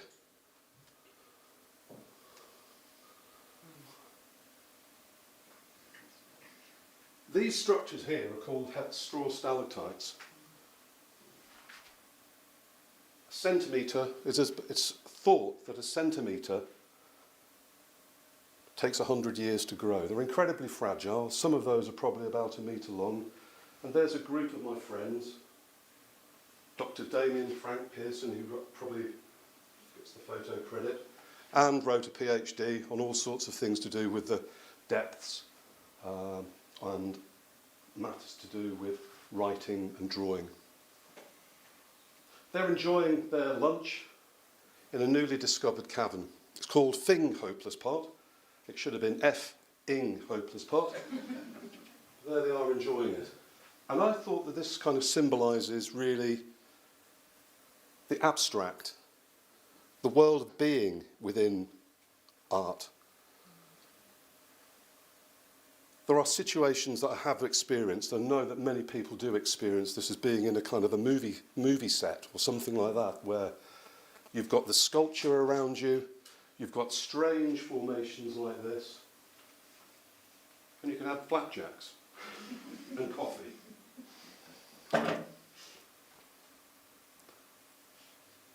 I hope I've encouraged some of you to do some cave exploring. I know Robert enjoyed himself on that day. We went to Bull Pot of the Witches. I think I'm right if I've got the time right, I shall go to my final slide.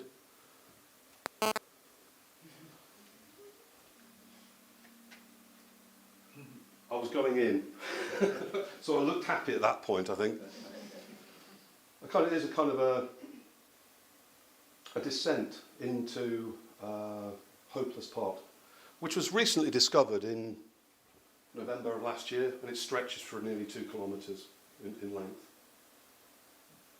Are there any questions? Loads.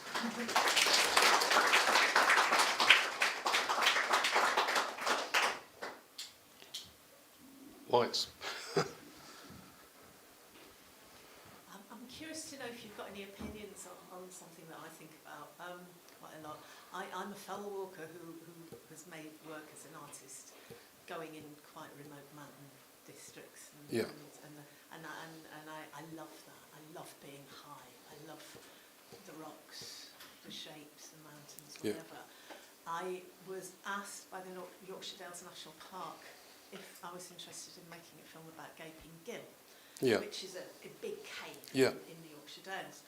And I was taken down by the potholers. Is it Bradford? Craven. Craven, yeah. Craven. And they're very similar to rock climbers in terms of personality. I mean, everybody's a bit nuts, basically. I'm not.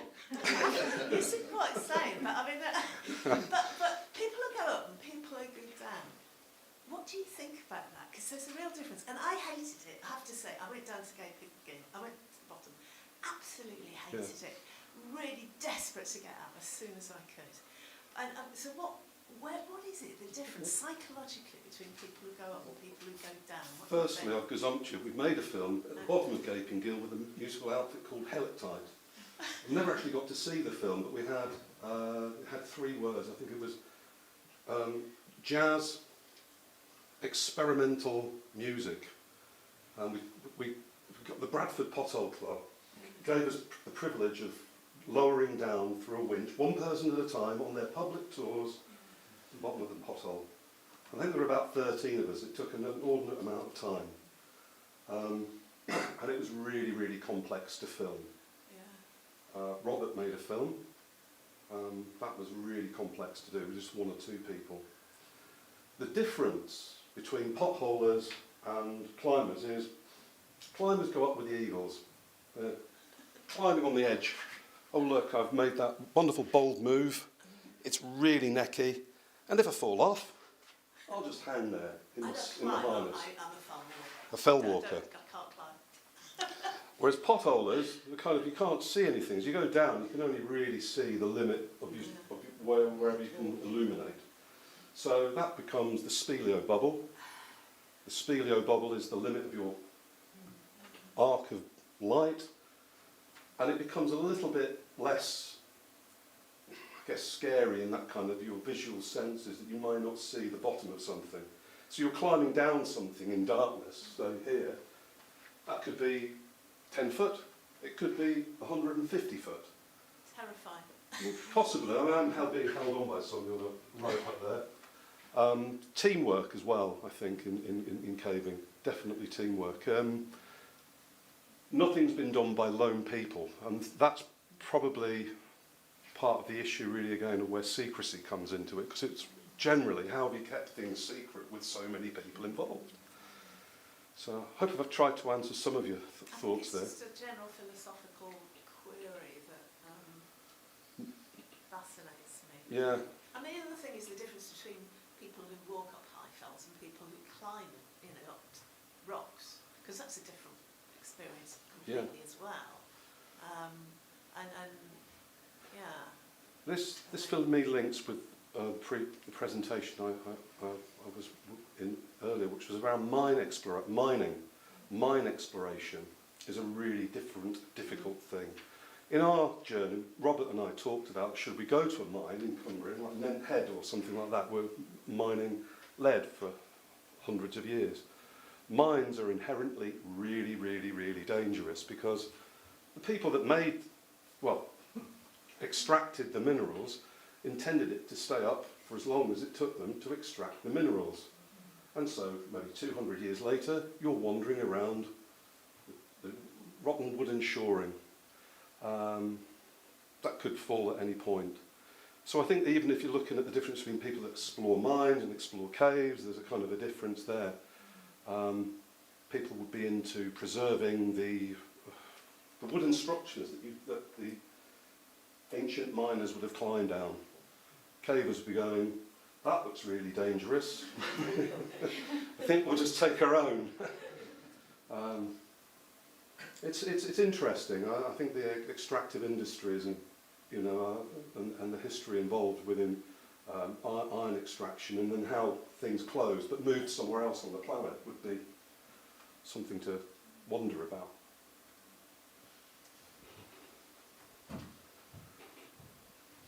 Thank you.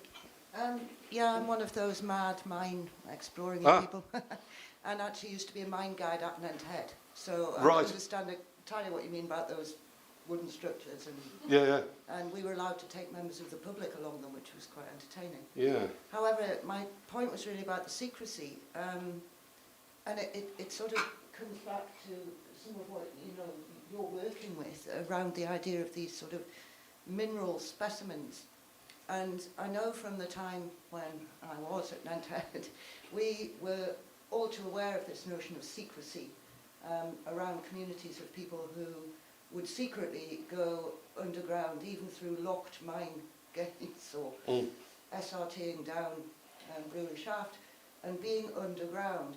And I just think it's interesting that secrecy would often end up being revealed in where mineral samples would turn up in certain shops through County Durham, and Naughty. And so I think also quite a lot of secrecy was actually being placed around, plundering minerals from where they could be found underground, and then putting them in shops. But it's interesting also to consider how contentious that became when the North Pennines AONB joined the UNESCO Geopark, the Global Geopark, which put an absolute embargo upon the extraction of minerals. So to be in a position where you were managing mines, managing access, trying to control things like that, so it became quite a contentious experience, really. Yeah. I know that the extraction of minerals is a really... there aren't minerals to extract in caves. We're concerned with the Carboniferous limestone. What I wonder about, though, is how does, and this is a question that I will have to research more into as well, how does ore and lead and cobalt and all of those things become in veins in limestone, when in fact there's a different period. It's always like a time issue for me, which is limestone generally is around 300 to 200 million years of age in its history, but yet within it is material that's a lot older. How does it get there? It's something, I mean, it's kind of it pushes my knowledge about things, and maybe somebody in the audience knows exactly why that is so. I don't. It's something I ponder about. The extraction of minerals and theft is what you're saying there. I mean, secrecy because it's theft. In caving terms, I think secrecy is because of ego. Yeah. It is purely around people going, this is mine.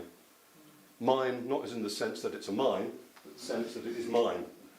I found it, I name it, I do all sorts of stuff. And really, that's...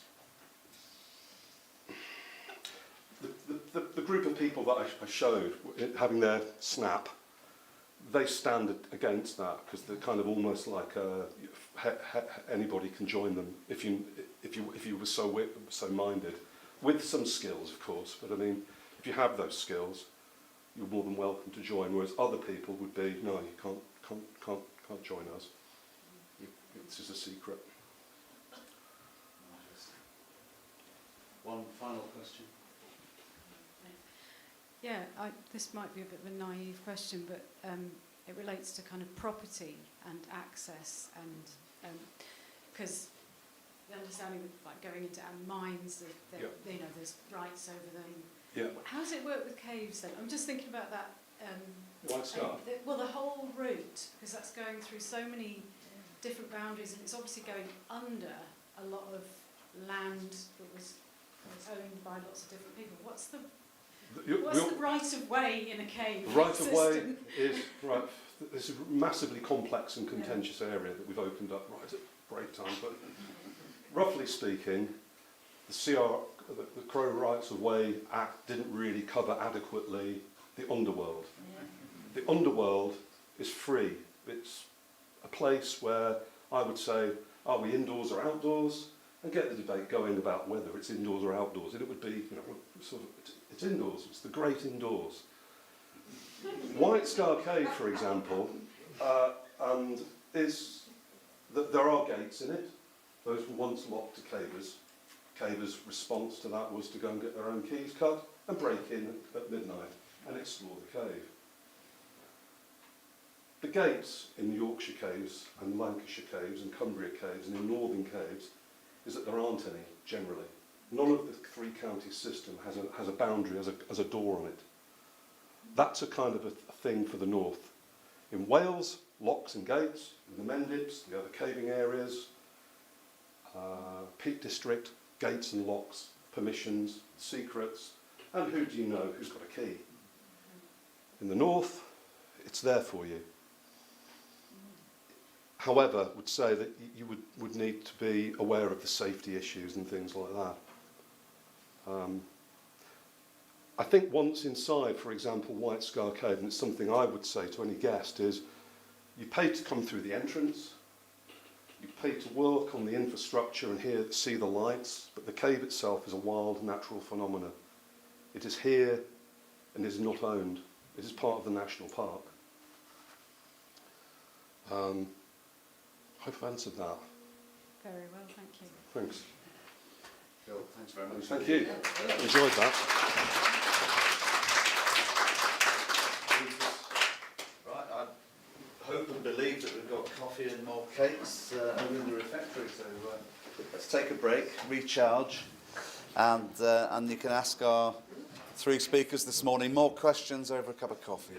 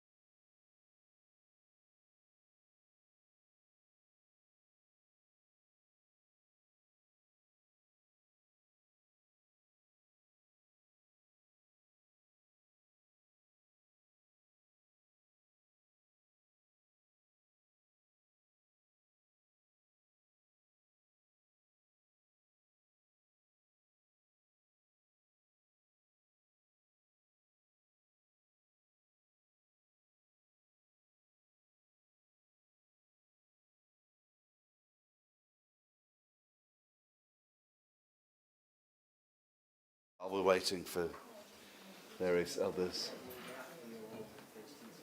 Somehow 30 minutes just isn't long, is it? Long enough. Oh, don't die now. Well, you run out of time, everyone's chatting. Everyone's really chatting, it's good. It is good. Okay, so you can either just kind of kick it off there. Yeah, maybe we can.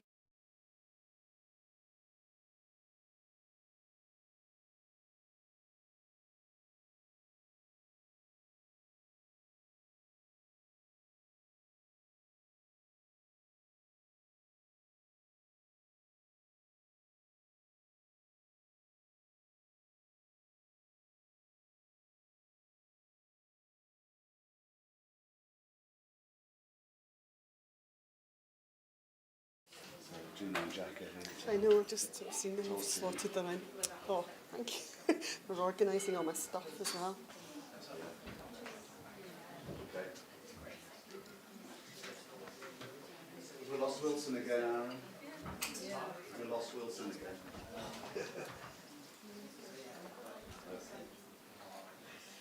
Enough, I think. Thank you, ladies and gentlemen. Sorry to be the time Nazi, making sure everybody gets here on time.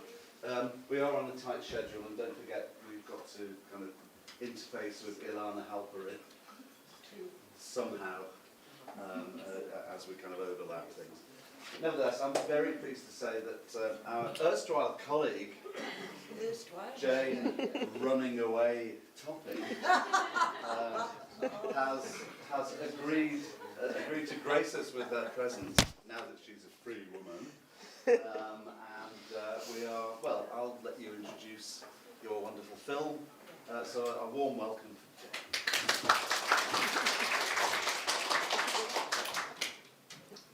Yeah, just keep it up. Yeah, sorry, just keep lights up. Thank you, Laura. Thanks, Robert, Laura, Stevie, tech team for organising and running 2 really stimulating days. Instead of writing a paper, I thought I'll get away with this. I'll introduce a film instead. So I'm going to speak without imagery for about 5 minutes, just to give you some context for the film that we're then going to watch. And I'm going to read, if that's okay, not too traumatising for you. So, like Robert says, I'm really delighted to be back on an old stomping ground here and seeing colleagues and friends thriving here. I'm now working the MLit of Fine Art Practice at the Glasgow School of Art. And today we're going to be watching a short film I made called The Man Who Fell to Millam. So in 2018, I was commissioned by Irene Rogan, who is an artist who lives in Millam. She grew up in Millam and then left and came back. And in an effort to bring some art into Millam Town, she started this festival called Moving Mountains. And she had seen my work online and had commissioned me to make a film about Garskull Quarry, which is the quarry, the operational quarry of Millam. However, after meeting Irene and visiting Millam quite a few times, I kind of ignored the brief and instead produced a very different kind of film, a short atmospheric work set in Millam, which uses cut-up and collage techniques to suggest an alternative dystopian narrative for the post-industrial town. At the festival, I was lucky enough to have the film shown from the stage of Millam Palladium, which is a privately owned but kind of community-led theatre space in Millam. So I'm aware that I'm very much talking to a home crowd here. So I've scrolled in here. For those of you who don't know, situated on the west coast of Cumbria, and crucially out with the border of the Lake District National Park, Millam has a bleak beauty. It is a scarred landscape which has been used and abused over a long period. It used to be lined with shipyards, coal mines, iron ore workings and factories, but these have now closed, leaving behind a weary location and a relatively isolated geographically and economically community. The neighbouring Furness Peninsula has some of the earliest human settlements identified in the UK, and people have been living and working in Millam since the end of the Ice Age. Above Millam is Giant's Grave, 2 standing stones which bear cut and ring marks. Today, Sellafield Nuclear Processing Plant is a source of employment and sits 15 miles north of Milham, and the UK's nuclear submarine fleet is serviced nearby at Barrow. So it was this rich industrial past and nuclear present which intrigued me on my site visits to Milham, far more than the single operational quarry, which weirdly was already attempting to attract visitors with what they're calling a Milham Rock Park, a geological visitor attraction. However, as a Glasgow-based artist commissioned to make a film about a Cumbrian town, I was acutely aware of my outsider status. And to pinch Brian's phrase from yesterday, Milham was not my patch. Working with sound artist Mark Vernon, instead my approach was to imagine discovering Milham, its industrial past and its people, as if I were an alien, sifting through and weaving together audio and images that I found in the ether. Unusually in my practice, there was a clear division of labour when we made the film, The Man Who Fell to Milham, because Mark and I were in different continents while we were researching and making. Mark created a soundscape, he's a sound artist, which I then used totally unedited as the framework on which to build the visual elements of the film. Mark's soundtrack aims to span millions of years, beginning in prehistorical times and moving to present-day Milham in just 14 minutes. So using a collage technique and images appropriated from the net, I worked to Mark's soundscape, piecing together what you might be able to call a science fiction narrative for the town of Milham, haunted by the poetry of Milham resident Norman Nicholson. Now, I'm at least the third person to talk about Nicholson today, and absolutely this story over the 2 days, and absolutely not an expert in Nicholson. Nicholson was born in Milham in 1914 and lived there until he died in 1987. His poetry has, at its heart, the visual and emotional collision between idyllic scenery and industrial vigour, which became, after the closure of Milham's iron ore mine and associated smelting works, an industrial wasteland over his lifetime. In his poem on the closing of Milham Ironworks, written in September 1968, and I know this is not the right accent to read this poem, but I'm going to give it a shot.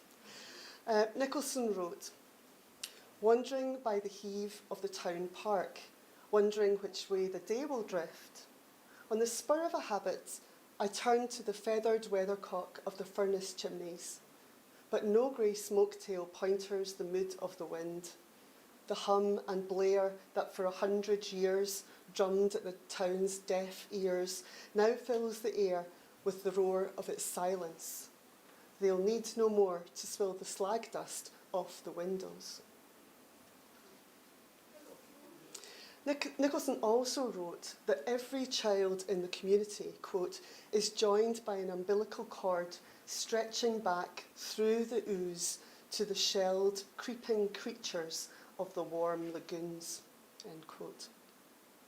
In her 2013 book, Norman Nicholson, The Whispering Poet, Kathleen Jones says that time for Nicholson wasn't linear. The past and the present were there in every moment of his life, in everything he saw and touched. When he talked about his early life, memory and imagination fused to produce their own narrative truth.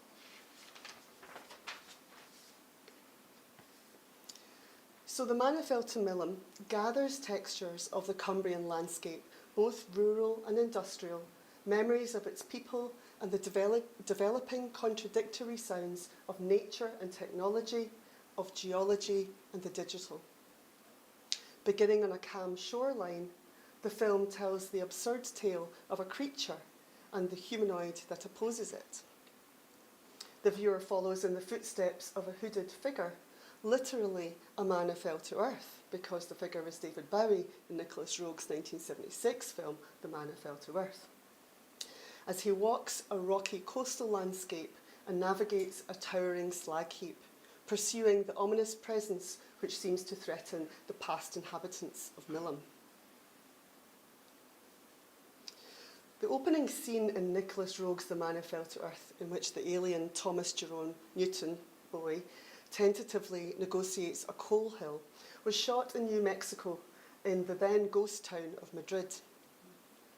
Like Milam, Madrid is a former mining town, and its visual and economic similarities to Milam were one reason I made a visual connection between the two post-industrial landscapes in my film. Although, interestingly, after the film was made, Madrid and New Mexico became a kind of pool for artists, and an artist community developed, and it's now completely regenerated or gentrified, whichever word you prefer. Another reason my film references Roeg so directly is that I'm just a huge fan of David Bowie. As many of you in this room know, and most of you will be, I assume, and of Roeg's work in general, of course. In Susan Compo's 2017 book Earthbound, David Bowie and the Man Who Fell to Earth, editor of the film Graham Clifford writes that, quoting, Nick Roeg has always regarded the slavish adherence to plot to be largely unnecessary. Consequently, his movies require more attention and concentration on the part of the viewer. In fact, he regards that the audience is a participant in the movie. As in life, one doesn't always understand what is happening or why at any particular point in time. So it is with Nick's movies. But if you allow yourself to be immersed in what's going on, rather than becoming frustrated by trying to figure it out right then, his movies become more accessible. End quote. So bearing this in mind, The Man Who Fell to Milam is atmospheric rather than mimetic, and its Cthulhu-like creature might embody the Cumbrian industrial landscape of the past or its nuclear present. Paying homage to Roeg's directing style, the film plays with notions of time and is more concerned with creating an atmosphere and an experience than a linear narrative. Within the film, a fragment of Nicholson's poem Shingle, which he wrote in 1981, towards the end of his life, offers layers of texture, of grey waves, of stone and of butter beans. So I think I'm just going to press play.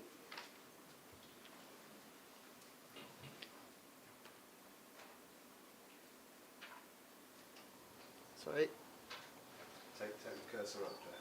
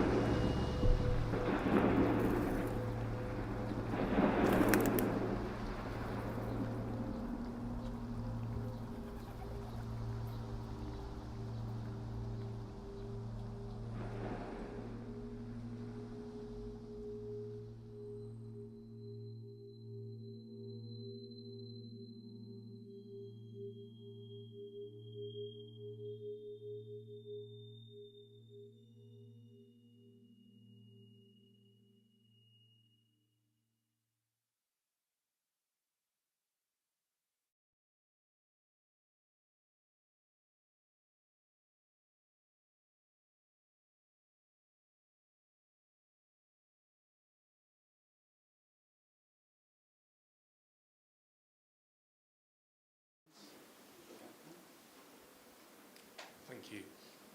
And thanks for that, Jay. It's not the first time I've seen it, but it's really interesting watching it in the context of the other talks. And I just wanted to ask about your description of the film as it's atmospheric, not mimetic. Okay, because I disagree. Because for me, and this is my sort of snap interpretation, but it feels like watching it. And again, particularly in the context of Laura's talk early, because I was still thinking that through. It's like we have some very 1980s sort of graphical, taken back to like tripods and Blake 7 and all that kind of stuff, trying to imagine the future or the sort of infinite of this being. And then at the same time, we've got these kind of video game graphics, which have recreated a past world, from the. I'm not going to make myself silly by trying to identify where it's all come from, but so you're using high tech, on the one hand, high tech technology to recreate a past, and a more primitive past, and then quite primitive technology to recreate a future. And for me, that resonates perfectly with when you think of where Millen is, and certainly with Nicholson's poetry. It's that trying to make sense of, we can see this stuff happening, but what is the, what's the beyond it? Is it about going back? Is it about moving forward? But I see that as completely, I see that as a mimetic approach, and I would go as far to say, trying to understand Millen in the context that we described it has to be understood through simulations of what community is meant to be, of what the Industrial Revolution was meant to be, of what post-industrial is meant to be. So it's a very long way of saying, why do you think it's atmospheric, not mimetic? Because for me, it's the other way round, surely. That's all I think you've convinced me that it's the other way around. I suppose atmospheric in that it's you know, it hasn't got a narrative that you could really discern. We don't really have a story here. It's got the impressions of stories. It's got a start and a finish, like, you know, so you know it's, so it's playing with the conventions of filmmaking, I suppose, but it doesn't have that narrative sense. So I guess that's what I was meaning when I was thinking about atmospheric. And of course, I mean, maybe that's my impression of having made the film based on a soundtrack, which is essentially which is no way, it's a really weird way to make anything, and it was a fascinating way to try and sort of approach filmmaking. And there are definitely elements, and I can see them now, that feel as if they are slavish to the soundtrack, and other elements which feel very natural. And I think I never quite managed to make the film into something that was felt fully whole in that way. To me, when I watch the film, the soundtrack and the images are kind of sliding around with one underneath the other. But it's really interesting what you're saying about 80s and 70s aesthetics. I was thinking about that when you were showing your gorgeous cards and films, Rona, and I've really enjoyed your talk. And what I love about those postcards, and it's what I love about most postcards, is that, but what your talk and postcards clearly showed was that rock is a rock, but the aesthetics of when that image is taken and how it's distributed play a huge role in how that rock is received. So yeah, I think that's really interesting to think of, you know, putting yourself in a position of an observer, but not even an observer, you know, twice, 3 times removed. Someone that's trying to work out somewhere where there's something they don't know about using the internet. And the way that the images of rocks and Millam and cultural images of Millam and actual, you know, mud images of Millam appear on the net, and how they can be then used to create this thing, which is of course based on a truth, or just many, many truths of the kind of landscape of Millam in the ether, but also, you know, then curated by me, I suppose, into something that is not Millam and is just a kind of appropriate, yeah, a mimetic version of Millam, you might even say, Tom. Okay, I'm just going to rewrite that introduction. Really good point. Perhaps it could be both. Yeah, maybe it could be both. I think we'll hold it there. Perhaps. Oh, sorry, I was just going to say, Brian's got a question. Sorry, Brian, go ahead. You might. Yeah. You mentioned the postcards. What was your leitmotif? You think you had a postcard of it? Oh, yes. In the middle of that, but I couldn't actually read it from it. It was that's a really, leitmotif is a good way of putting it, because it's actually an Austrian glass chandelier made in the shape of a jellyfish. So. Oh, it was from those brothers. Is it Vash? Yeah. I can't remember their name. There were 2 brothers who did a whole load of representations around the time of Fakel. Yeah. Yep. Yeah. Together we worked that one out. It's all about teamwork. Thank you very much. Thank you.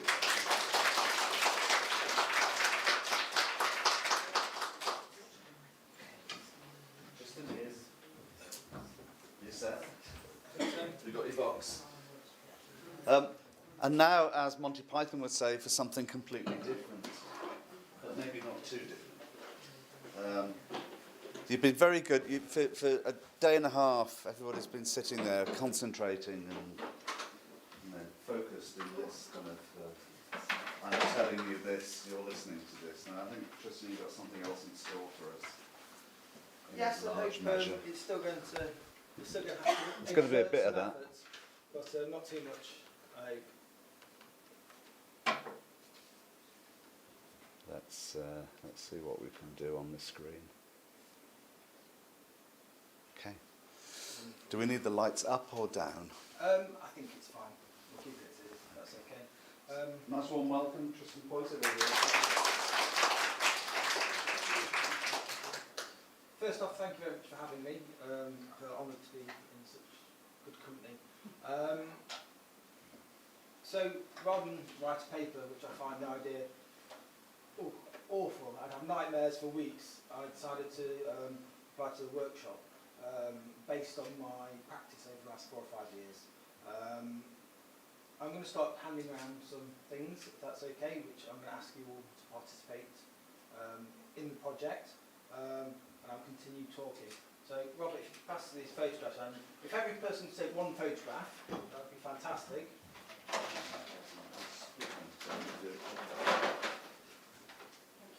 And then if everybody could take one sheet of paper. So, Robert, I'm going to keep that. Is it steady on? What's that one, a minute?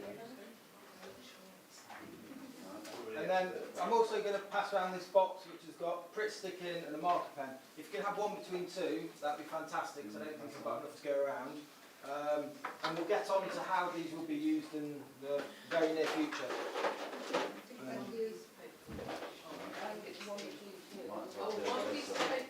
No, one piece of paper each. Yes. Robert, I'll share my blue with you. Okay, we're sharing. Sharing blue. It's got one blue.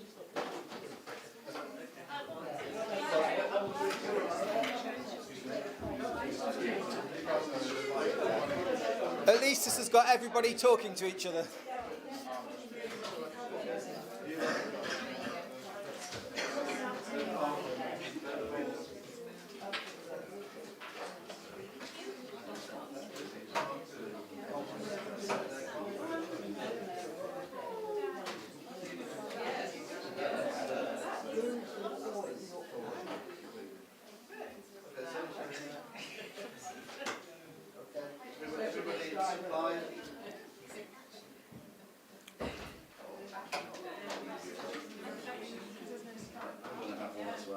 Thank you for facilitating that, Robert. I'll let you keep those for me, if that's okay. Dangerous thing to say to a professor.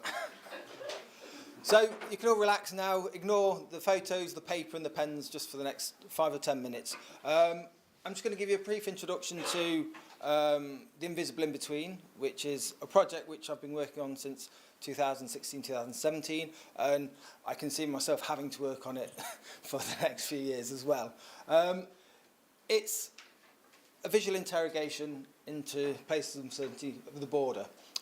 It was instigated on the back of the Brexit referendum, and I suppose my own need to do something as a photographer. My background is I studied ecology and then a master's in biological photography and imaging. I grew up on the edge of the Peak District, so I've always felt a need for nature, whether it be biophilia, free luft, whichever landscape theory you want to talk about, I find myself drawn towards it. And so my family is fortunate we've got a house in France. And when the Brexit referendum happened, I found out that some of my family had voted to leave. And I know you're thinking, what's this got to do with the geologic? But don't worry, we'll get onto that. And so I can understand how the people of the UK voted, how politicians could offload their responsibilities for people to make such a huge decision without any research, without any understanding of how things work, what the implications of that vote could be, so on and so forth. And also, it meant that I could go to a place I'd never been before and justify walking in the beautiful Irish landscape for weeks at a time, leaving my newborn child and wife alone. And it meant also that I could play with photography, because I quite like the technical aspect of using a large format camera, slowing down my process using analog, which again I work in digital all the time on a daily basis, and it's fine when I've got a brief and a client that I'm working towards because I've got clear goals, whereas when it's my own project I struggle with editing, selecting, making decisions because what will other people think. So by working in a different process, it means that I slow everything down. And it means that I take some decisions out of the equation based on the medium chosen. So anyway, I went off to photograph the Irish border. The full title of the project was The Invisible In-Between, An Englishman's Search for the Irish Border. That title was really important to me because I wanted to make very clear that I was an Englishman. I don't want to tell the Irish population in the island of Ireland about their border. For me, it was to bring it back to England and to allow the public and my family specifically to consider how they vote, right or wrong. I try to be as objective as possible because I don't have the political background, I don't have the historical background of the border of Ireland. Anyway, so I went and photographed it, and I decided to tear the photograph to make the border visible, and to create that physicality. I also started asking other people to tear photographs of the border to show the ambiguous nature of the border. Because within the picture, without the tear, how can you tell where the border is? There's no obvious mark for the majority of most borders. And so it became this public performative participatory photography project. And the alliteration is there purposely because I like it. And there should be a sense of enjoyment for me within my work. So that's what the project's been about for the last 4 years. I started to explore national identity around that. Again, as an Englishman, I feel jealous of the Celtic nations of the UK because they're proud of their heritage on the whole. They can fly their flag without worrying about the far right or football hooliganism, and I want that. But I can't have it. I can't claim ownership of my Englishness because of the colonial guilt, which is ascribed to mainly England. I'm not going to talk for Jane, but the Scots or the Welsh or the Irish will blame the English. So all these things feed into it. So after working on the Irish border, I've got to now work on the Scottish border and the Welsh border. I don't know if I'll go to the Cornish border and take it that far, but we'll see. So today what I wanted to do is we want to continue recreating the physicality of that border and making the invisible visible. Because also another, I suppose, skin of the onion, which I feel about this project, is the physicality of the border itself. The landscape I'm walking through, I'm thinking about the biodiversity, I'm thinking about the impact of climate change, but also I'm thinking about the physical rocks and the structure that we're walking on. And as we've been talking about today, and we were talking about yesterday, the time scale of these things and how we're just a speck of dust in a moment in time. And all of these things feed into my thinking when I'm making the work. And I suppose I want you to consider that today when you participate. You can see this picture here is an example of the public participation. Over the 4 years, I've had 550 participants who have torn a photograph to show where they think the border is, or their interpretation of borders, and then written a comment. For this, at that stage, it was a comment about the uncertainty between Brexit and or the invocation of Article 50 and Brexit happening. But it started to take a life of its own. So it's people's response to whatever they're thinking or feeling. And really, it's an easier way for me to get your portrait without having to put a camera in your face. So each of these participation pages, for me, it's your page. It's the person who's participator's portrait. It's unique to them, the tear, that irreversible action, and the comment that they make. So I've probably said all this already, but for me, the last iteration was synonymous with casting a vote. It was an irreversible action.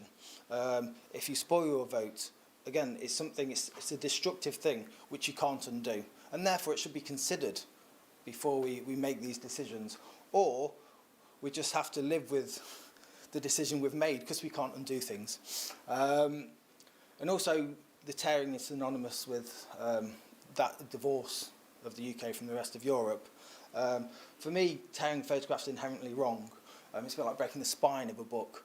And it was only when I was deciding how to show the border, make the invisible visible, that when I suggested tearing it, my wife said, "Oh, that's not what you do, Tristan. You never tear a photo." And so that was what really nailed it for me, deciding to do it, to push my comfort zone. So for this workshop, again, I want it to be synonymous with the geological actions of the Scottish and English border. Again, my research is practice-led. For me, I get so much from actually making the work, for saying I'm going to do something and then having to fulfil that and react to it. And so I can't claim to know about the geologic other than my A-level geography, which touched on the physical aspects, and so I can talk about moraines and things. But for me, I learned that the Scottish and English border actually was created by the geologic. It was the two plates coming together 450 million years ago, or coming towards each other 450 million years ago. And then 50 million, or 400 million, 50 million years later, they actually came together. And Scotland came out on top, so I'm told. But automatically, just by reading this and thinking about that, our cultural and emotional attachment to that border and our own nationality is starting to, I suppose, impede on the geological facts, if that makes sense. And so all the time we might just have this border, which is, I'm going to say benign, although we've already discussed today that rock isn't benign, it's that only that small given point of time, but it's culturally benign. It doesn't have a thought about its identity, as far as I'm aware. So in tearing these photographs, we're going to be recreating the physicality of the border. When those plates collided, they created an action that we can't undo. And so by tearing a photograph today, we're going to recreate this undoable action. Okay? And again, we're going to be making the invisible visible. So these are a couple of reasons of why I think that we should tear photographs, or especially today. As I mentioned, it's something that a lot of people don't think it's right to tear a photograph, or you should do it for a good reason. And so it creates an emotive response. And again, that when we're thinking about the questions that I've raised or the reasons that I'm making this work, I want people to think first rather than tearing just regardlessly or without any thought going into the process. A lot of people have mentioned that it's quite a cathartic exercise. One, being able to do something that you wouldn't normally do, such as the tear, but also offloading any thoughts or feelings about a particular issue, whether it be Brexit, national identity, the fact that I read somewhere they might change Cumbria back to Cumberland. All these things about boundaries and borders which are assigned to the rocks and the earth, which, again, don't care about any of these things. It's only us and our culture, this small speck of time. And another reason that it's important is it will form part of a social documentary around, in this case, the Scottish-English border and the things that are happening at this time. And especially with the Irish border, and it will become with this one, or this iteration of the project, it's about creating a different narrative to that of the media and politicians. So whether India F2 happens, or whatever happens with Brexit, there's a narrative out there which us as individuals have very little control over. And so for me, this is the opportunity for everybody to put down something that's important to them, whether it's about borders or whether about anything else. It doesn't matter to me. It's about this social documentary and me being nosy and wanting to know what other people think, and then bringing it all together as a record of this moment in time. So, hopefully it's the more interesting part rather than listening to me. These are the instructions. Over the last 4 years, I've realised that people can take them in very many different ways. The reason that you've got them on this lined piece of paper is, as you saw from the examples there, I actually have books.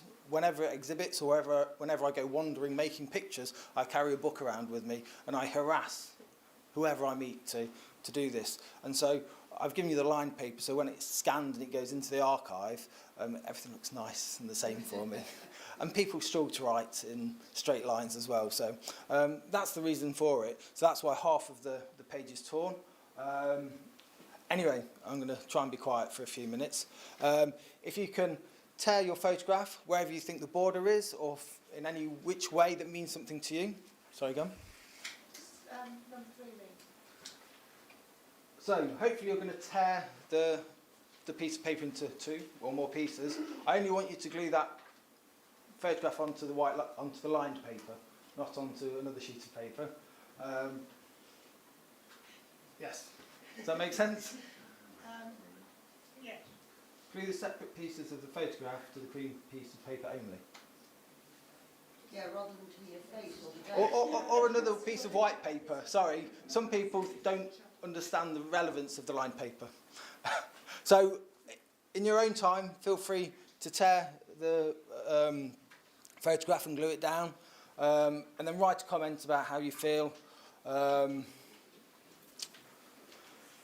And then please, again, it's nice to have a first name on there just when I'm giving it a title. If you want to put your full name, your age, where you come from, it's entirely up to you.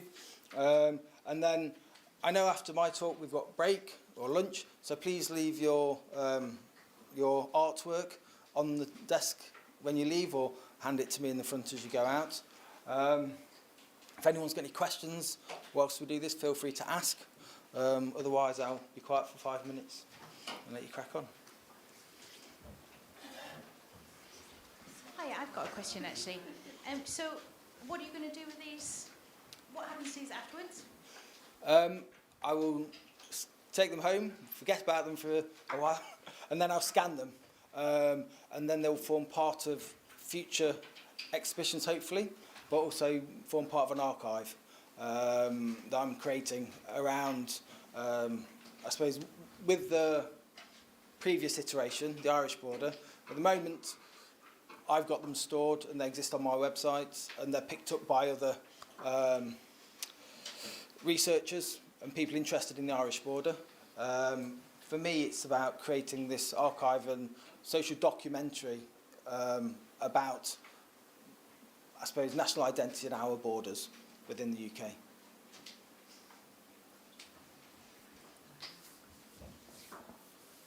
Hopefully someday they'll go in an archive somewhere if someone's happy to take them. But I've not got to that point yet.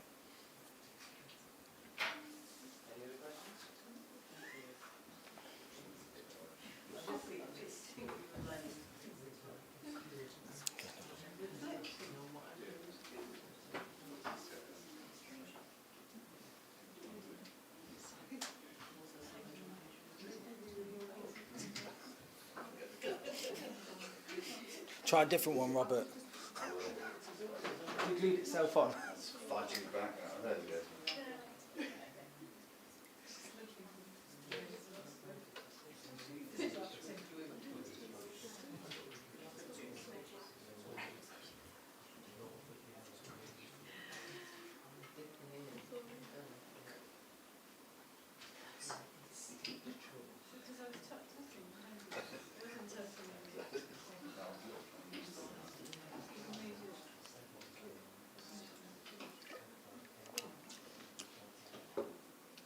The work gets exhibited in different iterations. As well as the public participation element, I also create fine art prints which I tear myself, and they follow the border as accurately as I can. I have my own set of rules of how the border can go to make sure it's accurate. A couple of these are in the exhibition, so have a look at that. And so ideally the works, or so far, has been exhibited in the public realm, shopping centres, marketplaces, because for me it's all about other members of the public being able to look at it, consider, and so my ideal exhibition is where you have my own work and my own tears which show the board, and then you see next to it the same images but with the public's interpretation, or the many interpretations and the thoughts alongside it.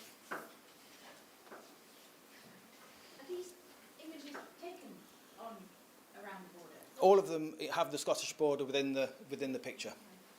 At the moment, I'm at the early stages of this project, so I've not totally visited. Well, I've not visited the whole of the border. My intention will be to visit it a number of times and to either walk along or within sight of the border, or the whole of the Scottish-English border.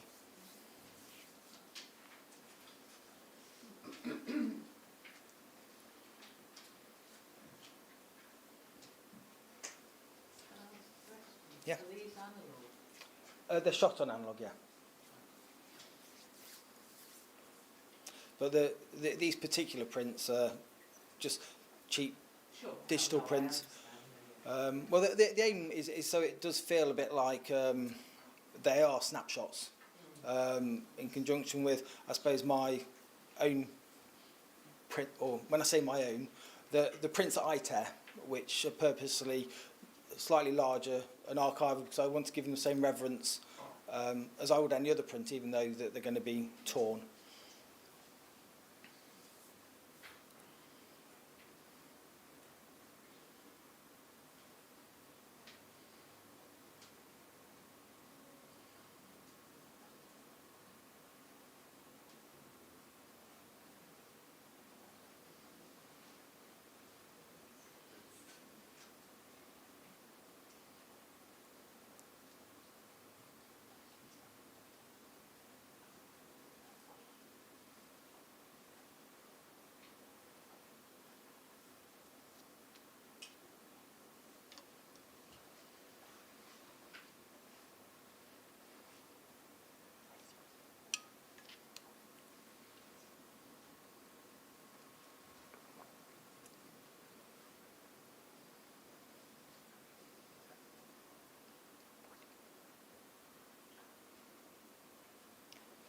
if any of you are interested in, I suppose, the other participation from the public, on my website, which is just, it's justinpoyser.co.uk, all 550 of the previous pages are scanned online, so you get to see the views of people both living on the Irish border and those living Dublin, Belfast, some people from Japan, again, anyone that I could canvass.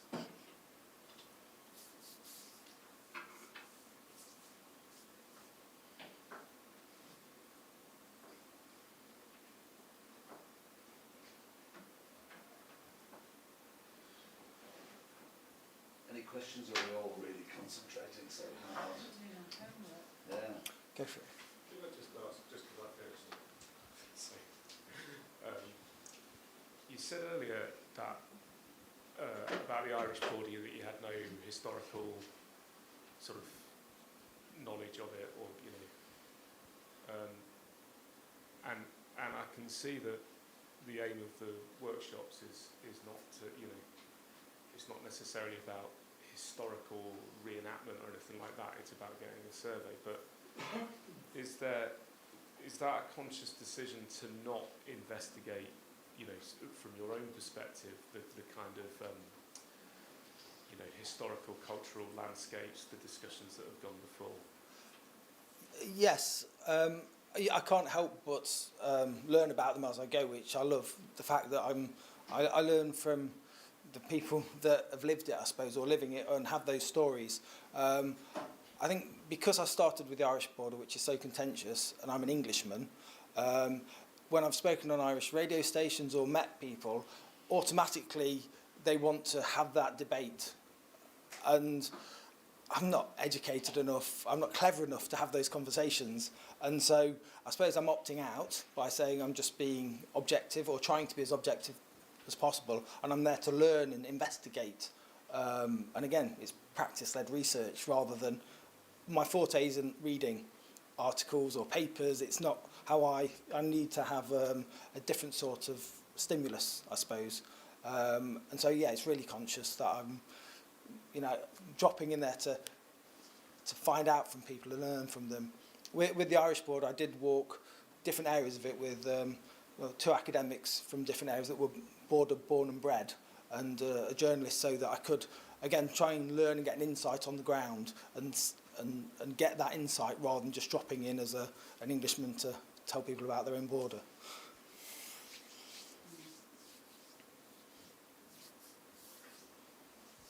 It feels like I'm waiting for people to finish an exam. So, if you're happy with your answers, I know Robert's keeping a tight ship. Yeah. What will you just remind us what you were asking for, as well as our name at the end? Okay. So It was yes.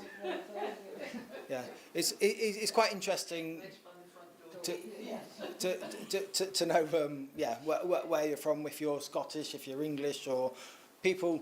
Again, it's a loaded question. Where do you come from?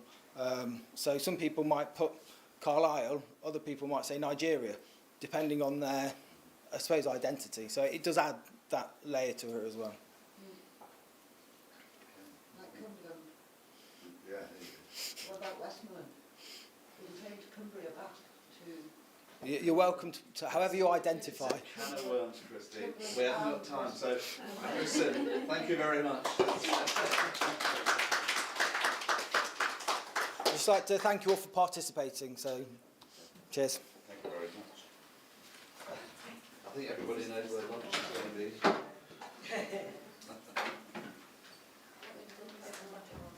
Only if you've got the time, we appreciate it. Thank you.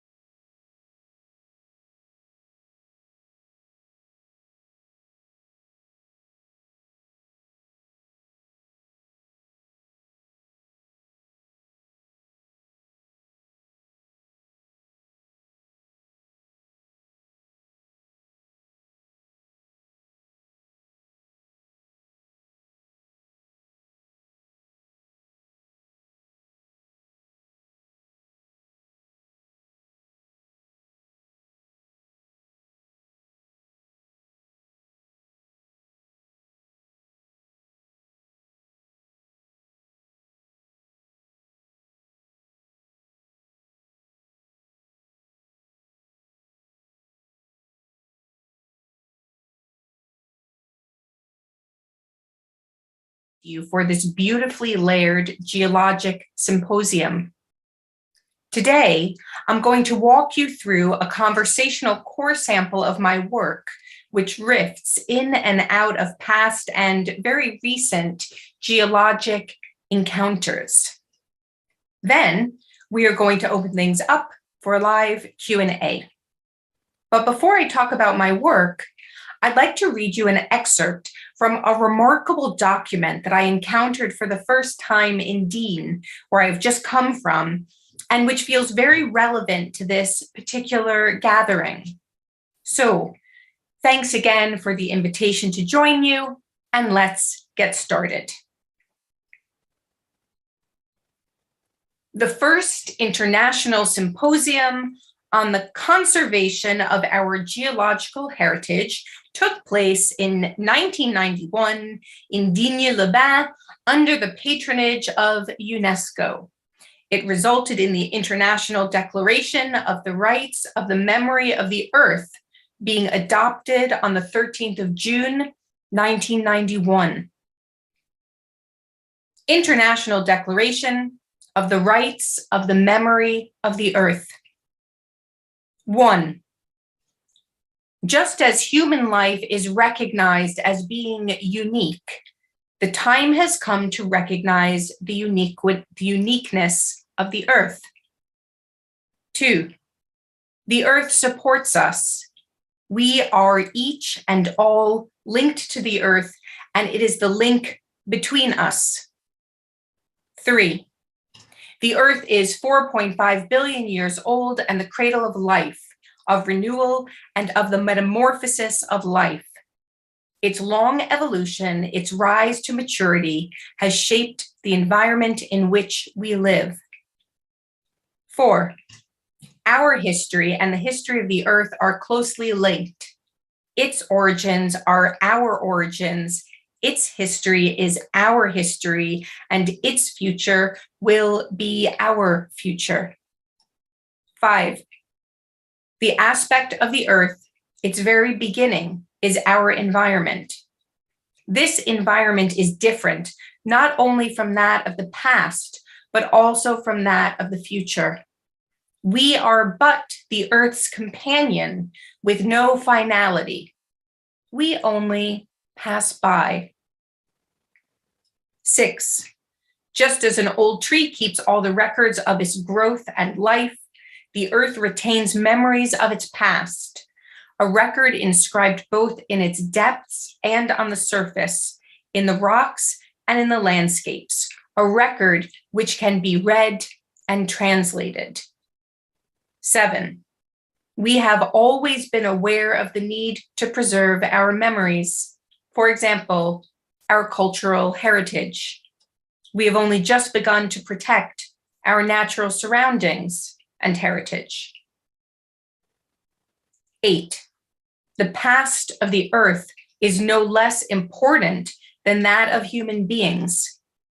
Now it is time for us to learn to protect, and by doing so, to learn about the past of the earth, to read this book written before our advent, that is, our geological heritage. 9. We and the earth share our common geological heritage. We and governments are but the custodians of this heritage. Each and every human being should understand that the slightest depredation mutilates, destroys, and leads to irreversible losses. Any form of development should respect the singularity of this heritage. 10. The participants of the first International Symposium on the Protection of Our Geological Heritage, including over 100 specialists from over 30 nations, urgently request all national and international authorities to take into consideration and to protect this heritage by means of all the necessary legal, financial, and organizational measures.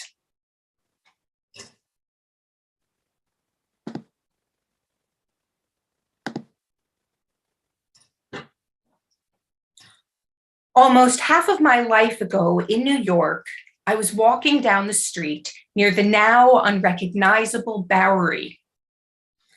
There was a man selling old books on the sidewalk laid out on a sheet. One caught my attention, a book called Volcano, about volcanoes from around the world. There were volcanoes from Iceland, Hawaii, Italy, Scotland. In retrospect, every project I have ever undertaken can be traced to a picture in this book. It features the places I have gone to meet volcanoes, alive, dormant, and extinct, to understand what it means to be human and rock and both at the same time. For over 20 years, my work has explored the relationship between geology and daily life, drawing parallels between very personal events. For example, when I was born or when my father died, with the birth of a volcano, has allowed for a space to think about our place within the geological time continuum from a more intimate perspective. I spend time with earth scientists and in natural history collections, in my studio, and working in remote geological field environments. Within my work, I have celebrated my birthday with a volcano born the same year, talked with geologists inside a lava tube inhabited by life-affirming bacteria, spent time with geology collections formed inside the body, and held the Allende meteorite, the oldest known object in the solar system, in my hands. Corporeal mineralogy. Here are two early examples from the field. In daily life, it is impossible to have unmediated contact with geothermally sourced heat, as to do so would be to incinerate. To make more intimate sense of this phenomena, I boiled a small pan of milk in a 100°C sulfur spring in the crater of an active volcano. During a residency in the north of Iceland, I asked a European friend to meet me on the mid-Atlantic ridge at the point where the North American and Eurasian tectonic plates converge. She is standing in Europe. I am in North America. Whether standing in the middle of a vast volcanic crater in Iceland, scrambling over Manhattan schist in New York City, or marveling at the basalt columns of Staffa, my love of geology and geological history have made me the artist that I am today. As the early Scottish geologist James Hutton said, the present is the key to the past.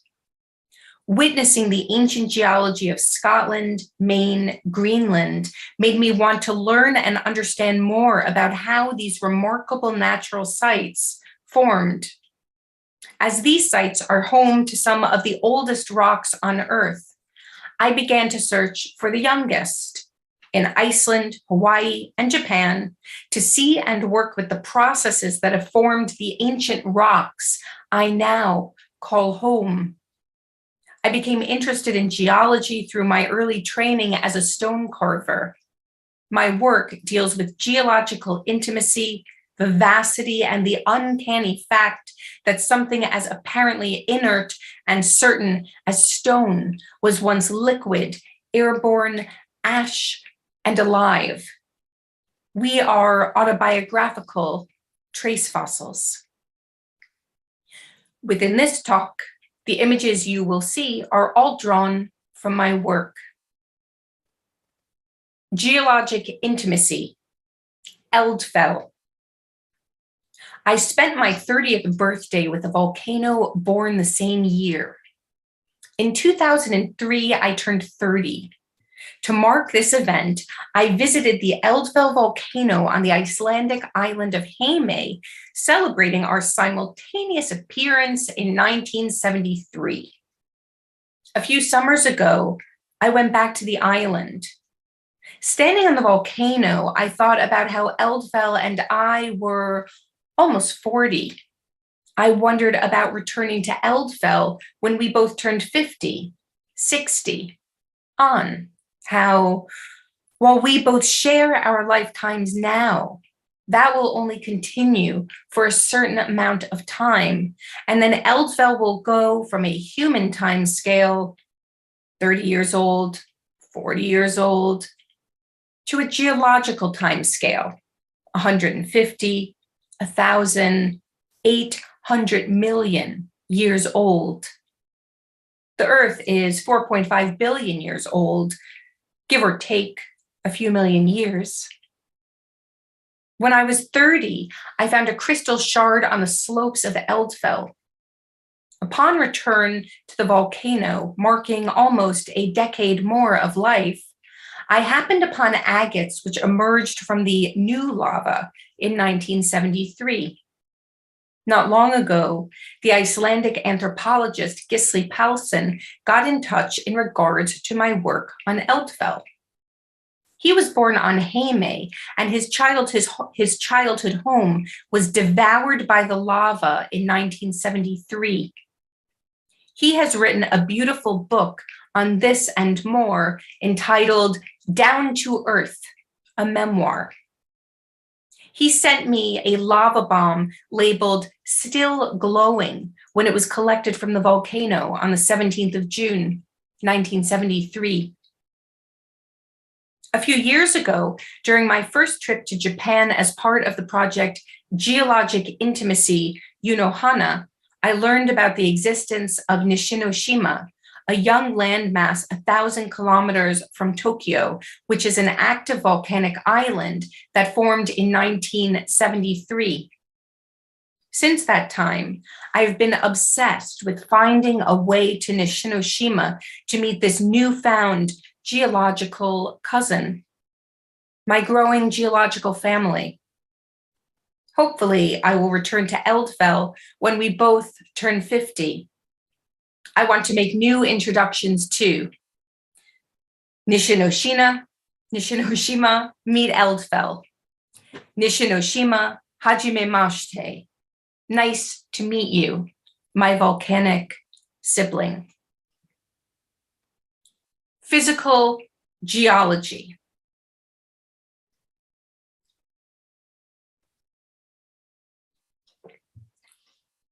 Physical geology is an ongoing, unique, and vast body of work composed of new geological sculptures that have formed and are still forming across the surface of the Earth. For the last 14 years, I've been slowly amassing a new sculptural geology collection, making work which employs naturally occurring geological processes to form each object.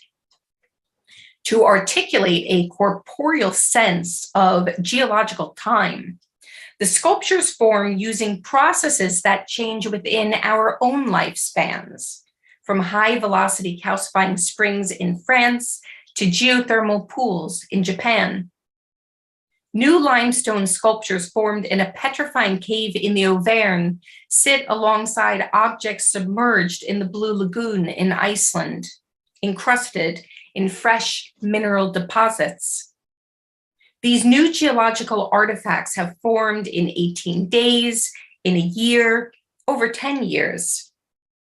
This constellation of culturally occurring landmass continues to grow with each new geologically active field site.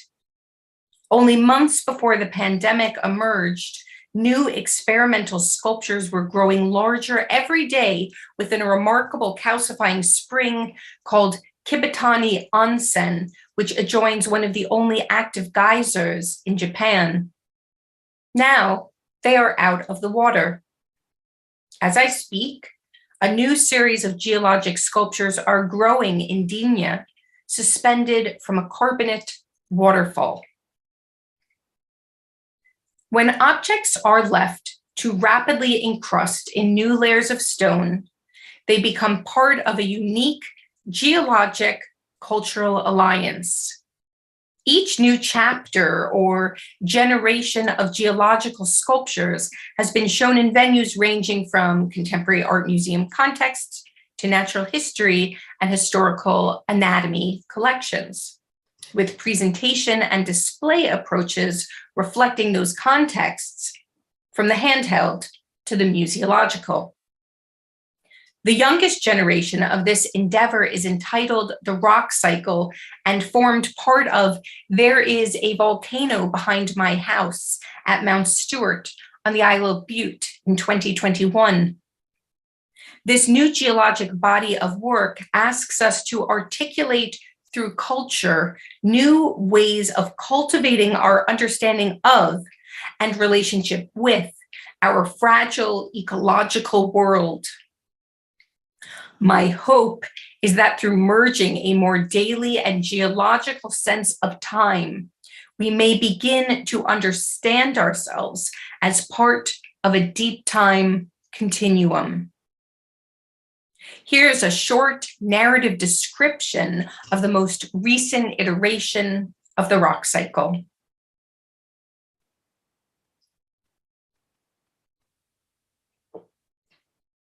The rock cycle. Terracotta bricks and drainage tiles encrusted in a new layer of limestone over 3 months in the calcifying springs of the Fontaine Petrifiante de Saint-Nectaire. In Ovid's Metamorphosis, he recounts, "Nothing perishes in this world, but things merely vary and change their form." The rock cycle is a geological concept that describes how rocks change from one type to another through geologic time. Rocks also evolve from life to stone. We are part of a deep time calcium carbonate family tree, from mollusks, starfish, coral, and fish, to limestone, marble, our teeth, and bones. We are animal and mineral at the same time. Over the last few years, I started collecting eroded bricks from the beach in Kilcatton Bay on the Isle of Bute. The bricks are from an old brick and tile works on the island that closed years ago. They threw the remaining bricks into the Firth of Clyde, where for over 100 years, they tumbled in and out with the tides each day, becoming more like rocks again. In a nearby bay, there was a tradition of throwing plates into the water when someone died, from ground to table to ocean. These bricks from Kilcatton Bay call to mind the idea of domestic deep time. There is another rock cycle, one that incorporates our own geologic processes. I remember that at the same time my mother was diagnosed with dementia, I met with a geologist in Yosemite. He told me that the Lyell Glacier will likely be completely gone in about 5 years, about the same length of time it could have taken for my mother's cognition to melt away. I've been thinking about the act of geological grieving. I wrote down the phrase bearing witness and underlined it several times the other day. This is not a passive act, just as grief is not a point of stasis. I guess with all the current seismic upheaval of our contemporary moment, geological grief asks us to consider the relevance of what we do while simultaneously demanding that we forge active responses in the face of the incomprehensible. So, in a discrete geologic action, I picked up bricks from Kilcatton Bay and sent them to Saint-Nectaire in the Auvergne in France. There, 7 generations ago, the Fontaine Petrifiante were founded to create limestone sculptures through the same process that forms stalactites in a cave. In a normal limestone cave, it takes 100 years for limestone to grow 1 centimeter. But in these caves, it takes only 1 year. At the Fontaine, objects are left to rapidly encrust in new layers of stone as part of a unique geocultural alliance. To cultivate a new branch of this hybrid geology, eroded bricks from the Isle of Bute merge with layers of French rock to create new international conglomerates formed by hand, sea, carbonate life, and cave through a process of mineral-rich accumulation that began 70,000 years ago in a chain of volcanic eruptions.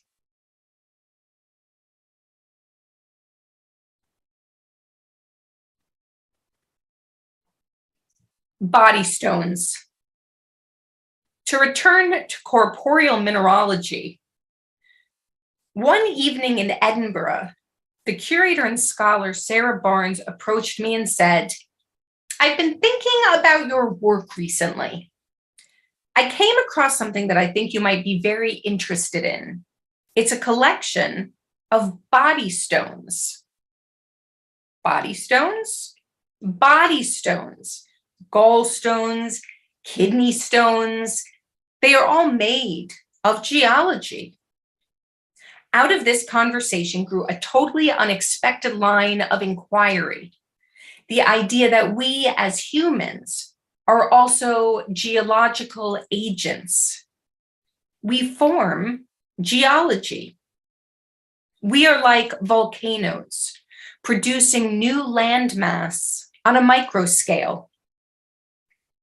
The boundary between the biological and the geological can begin to blur. I spent time with 2 collections of body stones, both in the Berlin Medical History Museum.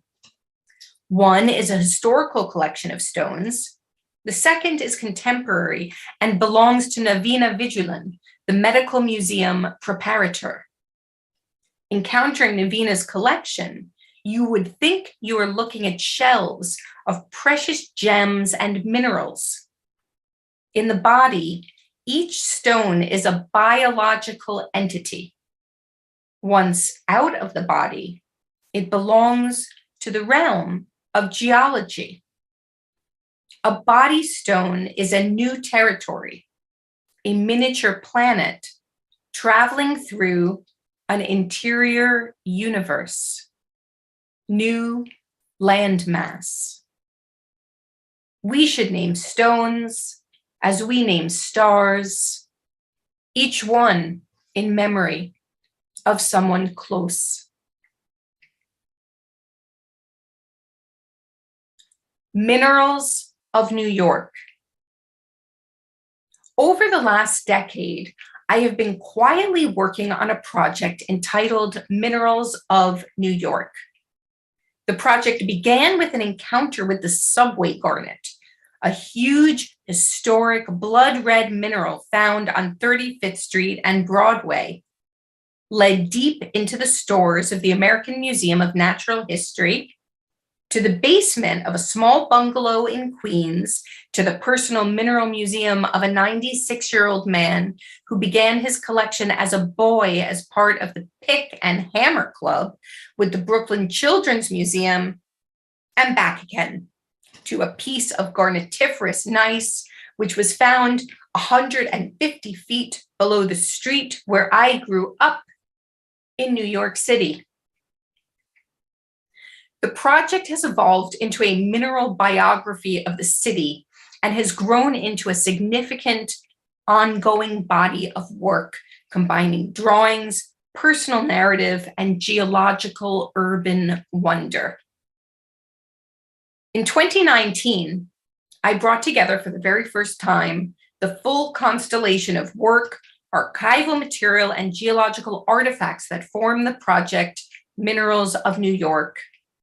It opened at Leeds Arts University and then toured to the Hunterian Museum in Glasgow. A book has grown out of the project too, entitled Felt Events. It is edited by Katrina McCara and will be published by Strange Attractor Press in this summer, coming this summer. I would like to read you a short excerpt from the narrative Minerals of New York.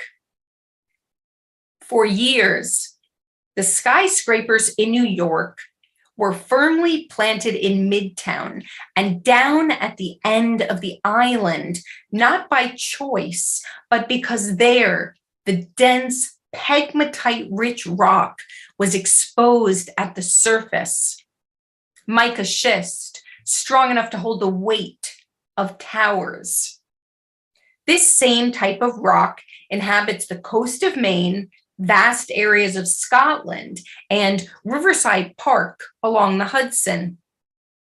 As a kid, I knew mica from streets that glinted in the sun, playgrounds peopled by boulders that seemed made of silver and gold, rocks on the beach with layers you could peel open like pages in a book. A mineralogy curator named Peter told me mineral samples of mica are sometimes termed books. My mother remembered finding books of mica in the alley next to the building where she grew up in Brooklyn. Edgar Allan Poe lived across from Riverside Park when he is rumored to have written The Raven. If you find a shimmering stone in the area and leave it on the granite plaque on West 83rd Street, your book of mica becomes part of a memorial to the Warsaw Ghetto uprising. I imagine all these volumes together, a library composed of only rocks and minerals, every layer, another narrative. There is a cabinet in the stores of the American Museum of Natural History filled with minerals from New York. In it, I saw garnetiferous gneiss found 150 feet below the street where I grew up, green muscovite located a few blocks from where our teacher lost us while we were hunting for worms, galena crystals from near Mount Sinai, where my father died high above 100th Street. Personal, mineral, memories. The idea of minerals formed below the streets of New York seems somehow unlikely. That anything of the natural world, of caves and volcanoes, could ever occur there. But it does. The subway garnet, found on 35th Street and Broadway in the garment district where my mother worked, almandine cousins from Lincoln Center, weathered gems from Grant's Tomb, black tourmaline from Amsterdam Avenue, bornite from the Bridle Path, monaconite from underneath El Museo del Barrio, microcline crystal from White Plains, ice blue chrysotile from Staten Island, listed as location unknown, though most likely it came from the asbestos quarry at Ward's Hill, only just across the island from Snug Harbor, the first home for sailors too tired to return to sea. A sparkling arterial system that connects one island to another under bodies of water, rivers of stillbite, tunnels of steam, resplendent mineral residence, new growth in older rock, a daily core sample of the city. The rocks in Central Park are not smooth from years of kids sliding down them like the polished fingertips and toes of certain statues, but from the slow movement of glaciers heaving themselves along, leaving scratches and grooves across the surface 18,000 years ago. Manhattan schist, forever tilting to the south. Imagine the Flatiron Building as half dome. Our hands enact the geologic process. And I know we are humans, we are bones and muscle and brains and blood, but the iron in the subway garnet is the same iron that is in my body, and the marble floor of the Metropolitan is as carbonate as my bones. We are also mineral residents. There is a photograph taken in 1942 on 207th Street in Inwood, towards the northern tip of the island, on one of the only exposures of naturally occurring marble in Manhattan. It was taken during a field session with the Pick and Hammer Club, a mineral collecting club for teenagers run by the Brooklyn Children's Museum in Crown Heights. My parents grew up in the neighborhood down Eastern Parkway, drawing in Saturday morning classes with Miss Randall and planting seeds in the Botanic Garden. Around 1942, my father's family received a postcard from somewhere in Eastern Europe. His relatives had recently moved to a place he had never heard of. My father had a stamp collection, so he threw out the postcard, but saved the stamp. What did the card say? Weather is fine. We are well. See you all soon. Post dated, far after the date. They were long gone. At home, I have a subway garnet found in the jetties of Far Rockaway by an early member of the Pick and Hammer Club. My great-grandmother worked in a house off the boardwalk. The Pick and Hammer Club wound down by the mid-1950s. My mother was just a teenager then.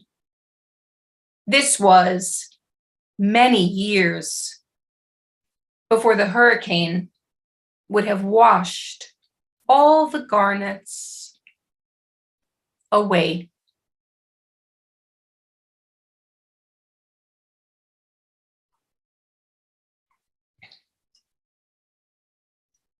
To close my presentation, I will share a few entries from Field Diary Digne. October 13th, 2021. The Penitence.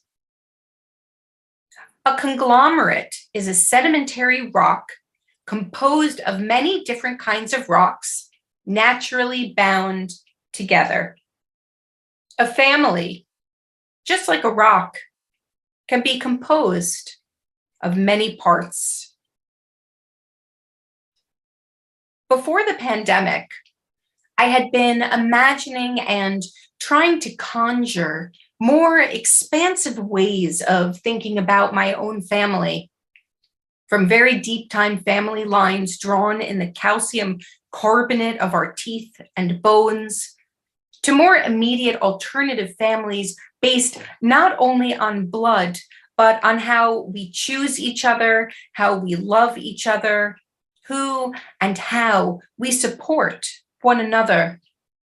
Conglomerates held together by feeling. And now we are part of an international conglomerate, intrinsically bound together by the virus, by war, by our very fragile world. Invisible glue holding everyone together in shared catastrophes. I hope we can be bound together by our urgent sense of humanity. C and I were talking about how the houses at the foot of the Penitence are a kind of handmade conglomerate surrounding many generations of conglomerate families living below towers of elder conglomerate rock. October 14th. 1,500 Ammonites drifted down to the same place over 100,000 years. How on earth can this be? Every Ammonite was a living being, but at the Ammonite wall, how to relate to them as so much life and not just a long moment of mass death, an extended extinction event. My mother was one living being. Now, she has died. In that sense, she is extinct, as there can never be anyone else who is just exactly her. Every death is an extinction, and so every life is momentous. I cried in front of the wall of Ammonites. So many different lives, and here they are all laid out. There are two Ammonites which look as if they are holding each other.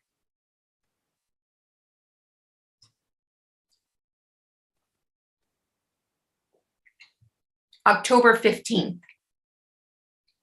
My family are all buried in the same place. Is that why the Ammonites fell here on the basin floor? It is hard to imagine because of how long it took. 100,000 years. Unless, can there be deep time memories?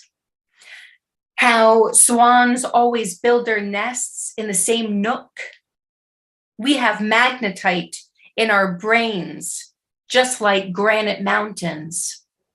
There are corporeal navigational systems in birds and bodies, bodily compasses, or can we call it memory?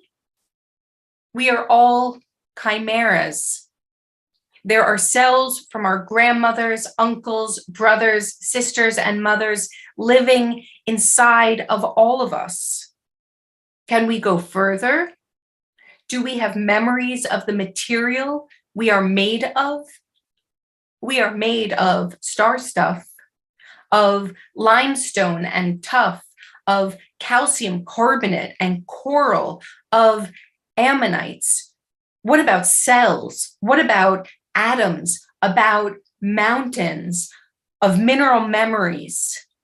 I am sure this is not scientifically accurate, but could it be something else accurate? A possibility? October 18th. Yesterday, a young boy who looked around 9 rode his bike across the road along the path towards the ammonites. Then he went all the way up the wooden walkway to the fossils. This is how casual it can be with the deepest time, a part of your neighborhood. Conversations with geologists. I live in a house built into the side of a hill on the site of a former dyeing workshop in the geopark. Above me, the source of Saint Benoit. Next door, my neighbor is the tall, petrifying spring. The entire hill formed the same way as this moss citadel, incremental growth and exchange between life and stone. Every few years, they cut away some of the newly formed tufa to keep it from growing across the road. We agree. We both love trace fossils as they record the actions of life rather than a presentation of death. We come back to the question, do we inherit the memories of mountains? While hiking through a forest to see fossil remains of a remarkable cluster of Sirenians, we learned that one of the most famous peaks of the Alps is from Africa. Rocks were the first immigrants. October 23rd. So much stone, so much rock. This place is so surprising. I've been in geologic environments, but this is something else. I was thinking the other day, when perched high up above the valley where the KT line falls, where rocks are blush pink and slate gray, each tone signaling a different epoch, during the dinosaurs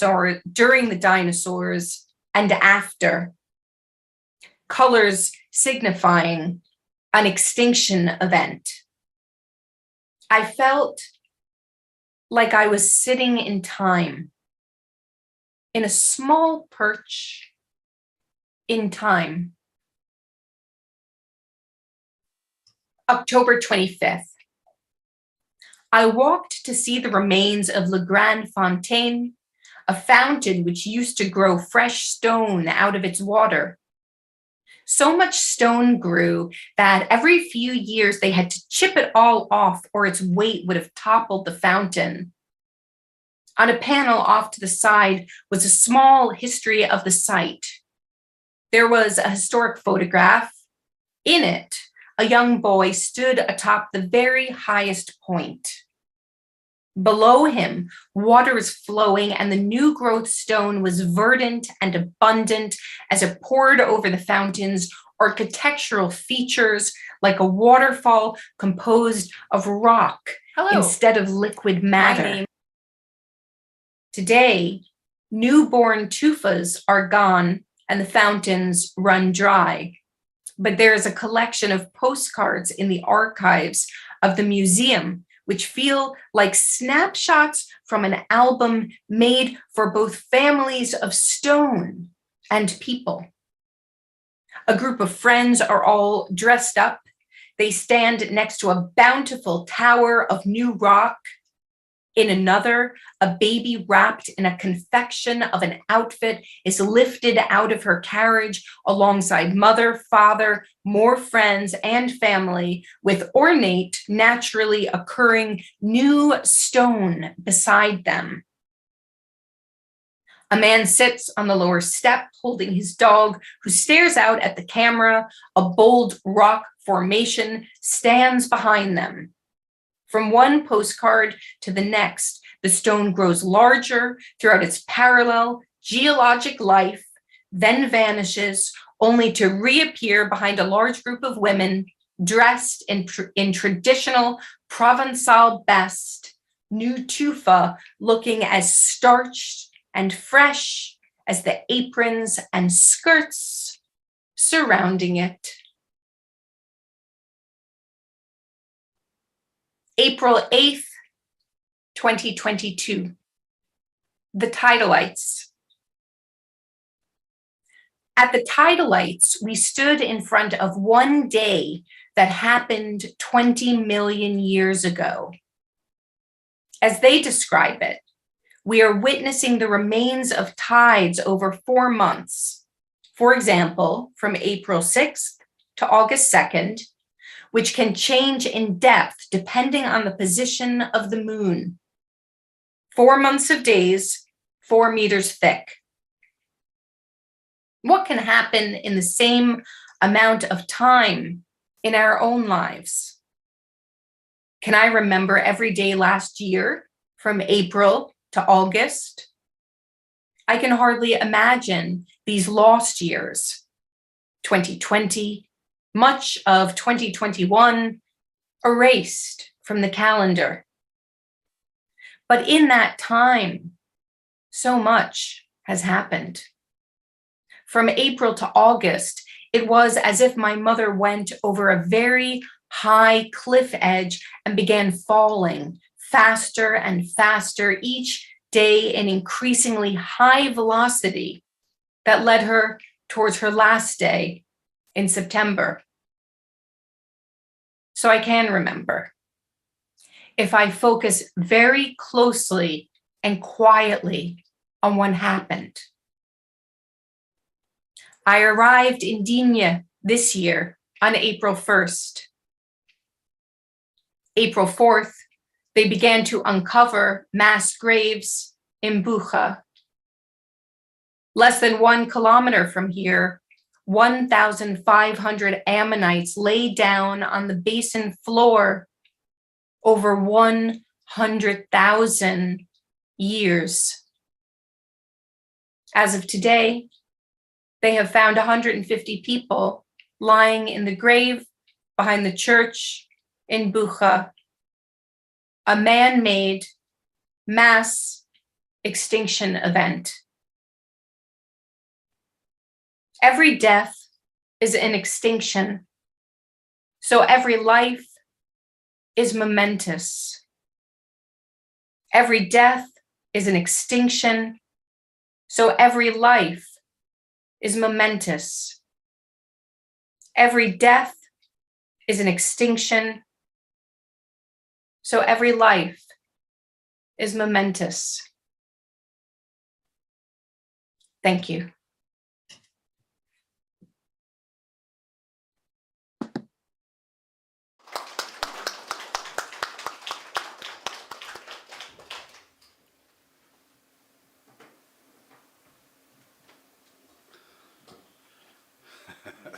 Here comes the cavalry. Right. Yeah. I don't know what I'm opening anymore. That one there. That one. Thank you. Yeah, if you snip into your... Oh, if you just full screen it. Actually, is that it there? Yeah, that's it. You do it because I'm too slow. Old, slow. Coming down.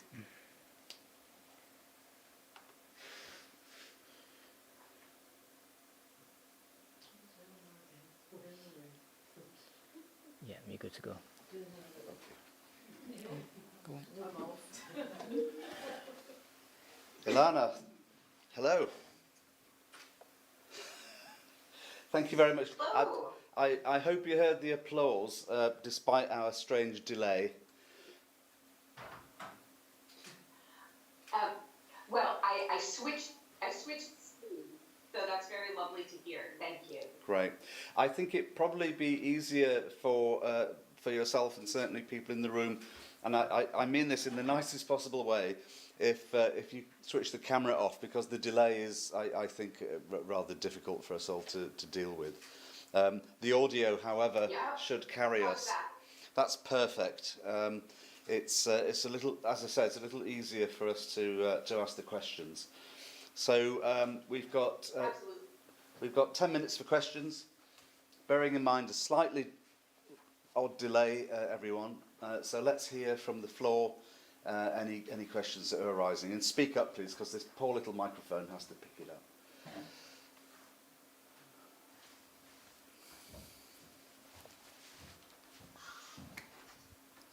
Hi, Ilana. Thank you. That was really great. Really rich. It just occurred to me whether you had any thoughts about plastiglomerates or man-made minerals. Yes, absolutely. Okay, sorry, I'm speaking in relation to the delay, so I'm not sure how it sounds for all of you. It's fine. Just if you keep going, we'll keep quiet. Okay. So yes, I think plastiglomerates and future fossils that are being created all the time are definitely evocative. Oh, sorry, I hear myself speaking in 3 times. Sorry, I'll slow it down.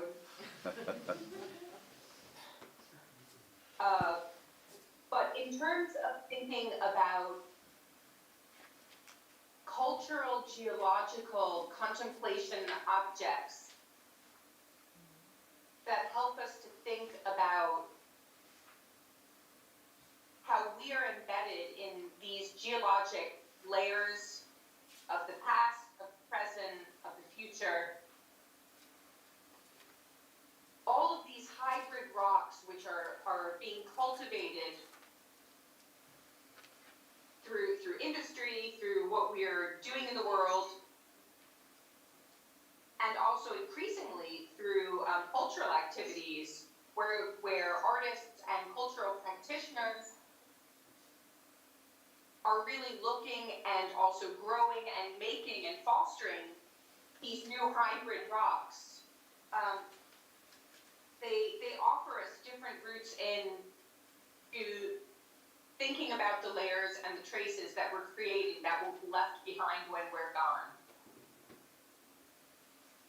So I think they're a really useful thing to contemplate, think about, and think around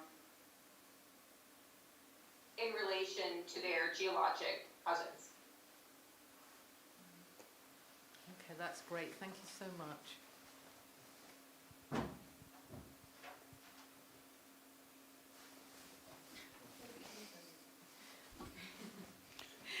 Thanks, Alana. I really love the way you make this connection between, you break down this kind of barrier between the geological and the biological. And I was really interested in this idea that you were talking about in terms of mineral memories and deep time memories. And you said that this is perhaps not scientific knowledge, but kind of question mark knowledge. And I really would like to hear a little bit more about what you might fill in with that question mark. Yes, absolutely. I think that it's something that's been quietly growing, something that I've been thinking about. There's so much discussion at the moment, and also distant past about epigenetic memory and what it is that we pass down to one another. You know, particularly I've thought about it at different points in relation to my Jewish heritage. I'm not religiously Jewish, but I'm certainly very much culturally Jewish, and grew up with really pronounced awareness of the Holocaust and the ways different ancestral family members did not make it through that catastrophic event. And so, let's say my earlier way into thinking about this question of mineral memory was really thinking, what is it that we inherit from our family members? And then once a sort of leap was made to think, if I really think about myself as part of a calcium carbonate family tree, then I have to include those other life forms that were calcium carbonate in my potential pool of memories. Possibly, maybe there's a chance or a trait that this is also what gets passed down. And then once that leap was made, I started then thinking about the land masses that were formed from those life forms and thought, what would it mean to imagine that within my own inherited memory, or actually for anyone living in a particular environment, that sense of generational memory, what would it mean to imagine that it could last not a human sense of generational time, which in Western in thought has often been thought about as 5 generations. John McPhee, the writer John McPhee, talks about that quite a lot in his masterwork, Annals of the Former World, in terms of trying to conjure and imagine connecting to deep time that usually human animals, we could say, within, again, this Western framework, think in 5 generations. Your generation, up to your grandparents' generation, and forward possibly to your grandchildren's generation. There are many cultures, needless to say, around the world who have a much more extended sense of generational awareness that is much deeper and longer than that. But I think once I made, as I say, that kind of step to thinking, what if I really take seriously considering a calcium carbonate family tree that extends hundreds of millions of years backwards, and then maybe hundreds of millions of years forward, I found it useful, even as just, again, a kind of contemplation question, to say, what would it mean if you also, in tandem to that, inherited the mineral memories, places that we live, not just in our sense of time, but in land masses' sense of time. So if we imagine land masses traveling across the surface of the earth as they all came to settle and rest over 600 million years in their present location, what would it mean to imagine that we could have memories of those journeys and changes? Especially if we think then about land mass as being migratory, nomadic, and ultimately continuously moving immigrants, rocks as immigrants, moving across the surface of the earth. Does that shift and change the way that we imagine our own potential memories, feelings, and ways that we care about those places, these places, each other, and our future potential geological ancestors of the future. Sorry, that's a long answer, but I've tried to talk it backwards and forwards. Thank you very much. Perfect answer, I think. Yeah, thanks. I'll just ask a quick question now. Or it could be a question, but an observation, and it's kind of related to that.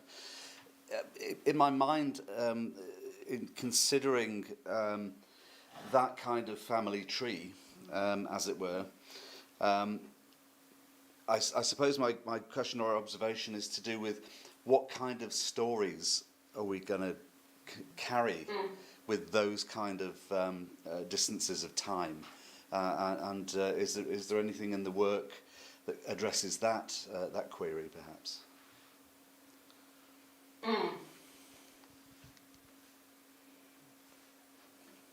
I think that for me, that's definitely where my thinking is falling at the moment, and it's sort of unfolding, in a very current way, very much having grown out of the time that I've just spent in the geopark, which really from, I would say, encountering those traces of life in a really corporeal way that I never experienced anything quite as vivid as that. And also really emotional to witness those wells of life. I know, I've encountered fossils in situ before, but I don't know if it was, that I was somehow maybe opened and ready to think or relate a little bit differently to those traces of former life because of having just lost my mom. Or it's something that also had been sort of growing and cultivating through different strands of work.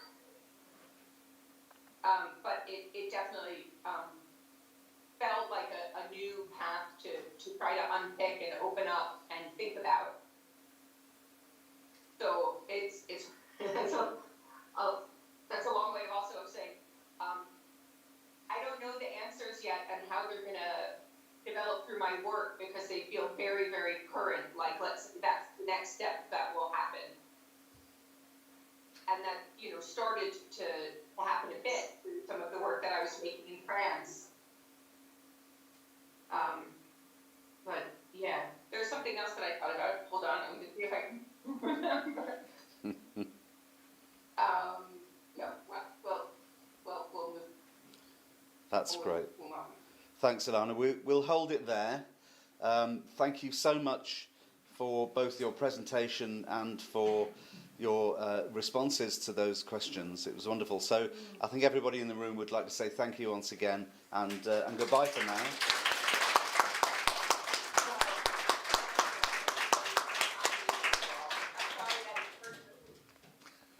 Next time, we'll have you here in person.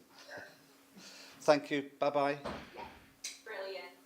Bye-bye. Give a wave, yeah. Marvellous. Thanks, everybody. So sorry about the gremlins there, but these things happen. But here's the Gremlin Meister to save us. That was just a bad connection on the Yeah, no problem. I think it's time for a break, everyone.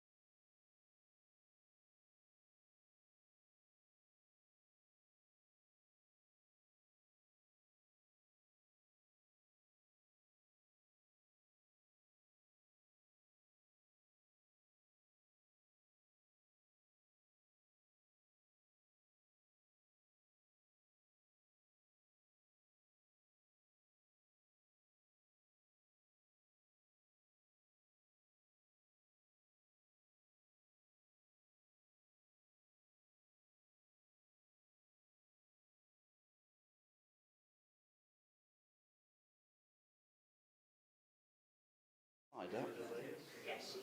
I'll do that for you, that little thing.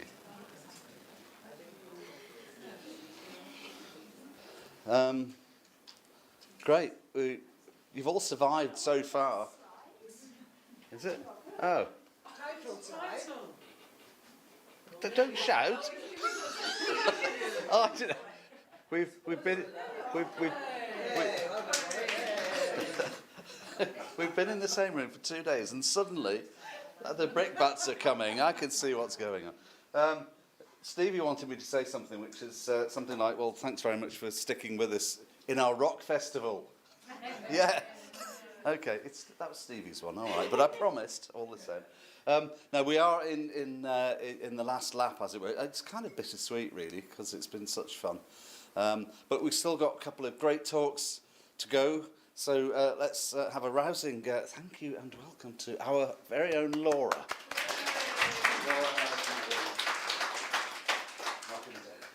Cool. Right. Yes, quite why I put myself after a keynote, I don't know. I did the programme, but you know. But good afternoon, and thank you for being here towards what I think all of us can agree was a fantastic 2 days of symposium. As I think you're all aware now, I'm Laura M.R. Harrison, and I'm going to talk about the stone of Gronwy and how hold stones are proving to be useful within my art practice and research. So I'm going to start by introducing the overarching topic of my research and a couple of themes that are currently being explored through the artwork. I'll then move on to introduce the stone of Gronwy via the 1969 Granada television adaptation of Alan Garner's 1967 novel The Owl Service. I'll then go on to the novel itself before discussing the associated Welsh legend and some other versions of the stone. Please bear in mind that I'm not an expert on Alan Garner's work. Welsh, expect some terrible pronunciations.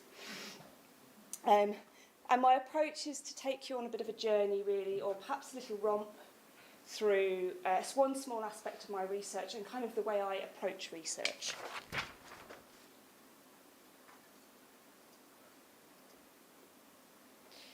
So, as I mentioned, I'm going to start with introducing the main topic of my work. So I've used two different terms over the last few years, really, to describe this: lostness and not knowing. However, I describe both as a profound vexation of the spirit, the sense of being unsure what one is meant to be doing in life, of having unclear direction, desires, or aims. I'm interested in how and why we might choose to retain this state, particularly as a space of possibility and potential, and different ways this might be approached or considered. Both of the words I choose or have chosen to describe this state can be problematic.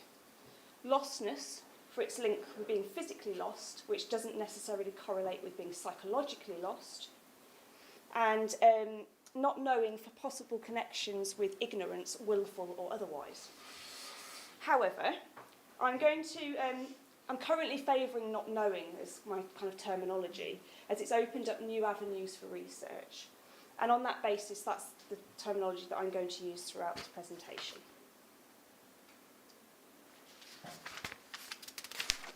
So one of the main routes into exploring not knowing has been through divination. For example, divination by dice, crystal ball gazing or scrying, and tarot reading. So divination is the practice of foretelling the future by, or as if by, supernatural means, insight or guesswork. And it's one of the ways we seek to answer, or perhaps seek guidance about, potentially unanswerable questions, particularly in relation to our own future. I'm currently working on a body of artwork that makes use of the tools of divination, but here the tools are stripped of their traditional prophetic symbols and are joined by other useful objects and imagery. But today I've chosen to focus on the place of standing stones, and particularly hold stones, on this growing body of work. It's a really massive, I'm sure most people are aware of how many standing stones are out there. It's a really big area to explore. So I've decided to narrow it down to one influence, the stone of Gronwy, and how this particular stone might straddle fact, fiction and imagination and why it's been useful to think about in relation to my research topic.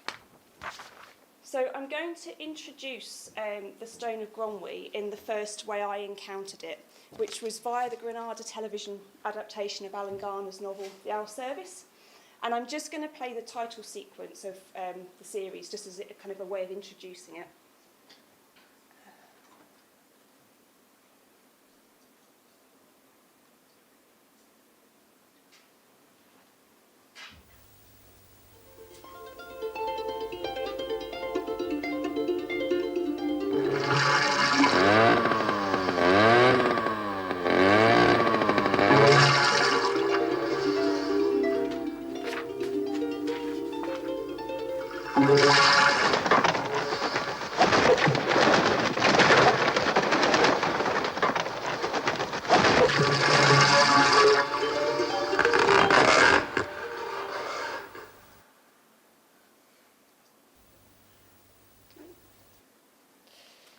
We first come across the Stone of Gronwy in episode 1, at around 1 minute 18, where the stone is on screen for about 7 seconds. This is Roger, one of the 3 children in the Owl Service who is taking a leisurely break down by the river. I like to think of this as the first version of the stone that we come across. It's an analogue version for me, that by the nature of being on celluloid film isn't really 3D, and is perhaps just one step along from the written version of the stone, which I'll come to shortly.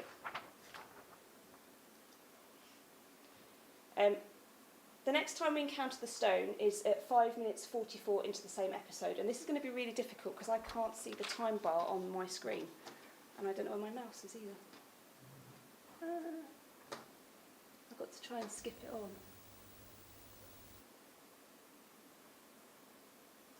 on. They're clothes trimming.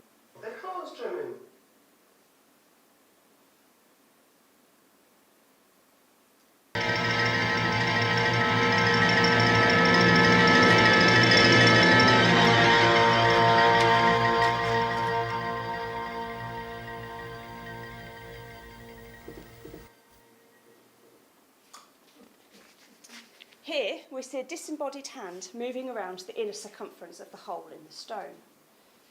I think this is really gripping, and I think this is the large reason why I got so interested in the stone. The hand is feeling, seeking, somehow looking for something, but for what and why? It could simply be the stone itself, but it feels like something more than that, something otherworldly or beyond us perhaps. And I think this feeling is really enhanced by the close-up framing and that audio track. Whilst I'm sure this is the same stone that we saw earlier in the episode, it has a somewhat different appearance. In the close-up, it looks like it's more like a stage prop made from plastic or perhaps fiberglass. It feels fake in some sense, and that it's been brought into the world due to someone's imagination, rather than a creation of nature made of real stone. So for me, this feels like version 2 of the first stone we encounter. Having watched the full television series of The Owl Service, I then turned to the novel, which the series was based on. Here we find 2 more versions of the stone, an illustrated version by Bob Harvey, seen here, and a text version as written by Alan Garner. And I'm just going to read a couple of sections from page 15 and 16 of my copy of the novel. And we're back at the riverside where we first encountered Roger. Roger splashed through the shallows to the bank. A slab of rock stood out of the ground close by him, and he sprawled backwards into the foam of meadowsweet that grew thickly round its base. He gathered the stems in his arms and poured the milky heads down over his face to shield him from the sun. And I'm just going to skip on slightly. He leant against the rock. The mountains hung over him, ready to fill the valley. He rubbed his arms and legs with his fist. The skin was rough with goose flesh. He looked up and down the river, at the water sliding like oil under the trees and breaking on the stones. Now what the heck was that? Acoustics? Trick acoustics? And those hills, they'd addle anybody's brains. He pressed his back against the rock. Don't you move, I'm watching you. That's better. Hello? There was a hole in the rock, It was round and smooth, and it went right through from one side to the other. He felt it with his hand before he saw. Has it been drilled on purpose? Or is it a freak, he thought. Waste of time if it isn't natural. Crafty precision job. Gosh, what a fluke. He had lined himself up with a hole to see if it was straight, and he was looking at the ridge of fir trees above the house. The hole framed the trees exactly. Brrr. Put some clothes on. Sorry, I'm going to have a drink. We actually have very little to go on here in terms of a description of the rock. And for recollection, the stone is only referred to in conversation later in the novel and not revisited. All we really know is that it's a slab of some sort standing up by the side of the river. It's big enough that a teenager can lean against it, and that it has a smooth hole that runs all the way through it. Regardless of the lack of in-depth description, I think most of us would be comfortable with the version of the stone that appeared in the television series, even if it differs slightly from the illustrated version and is maybe an extension of the written version. The stone feels somewhat familiar.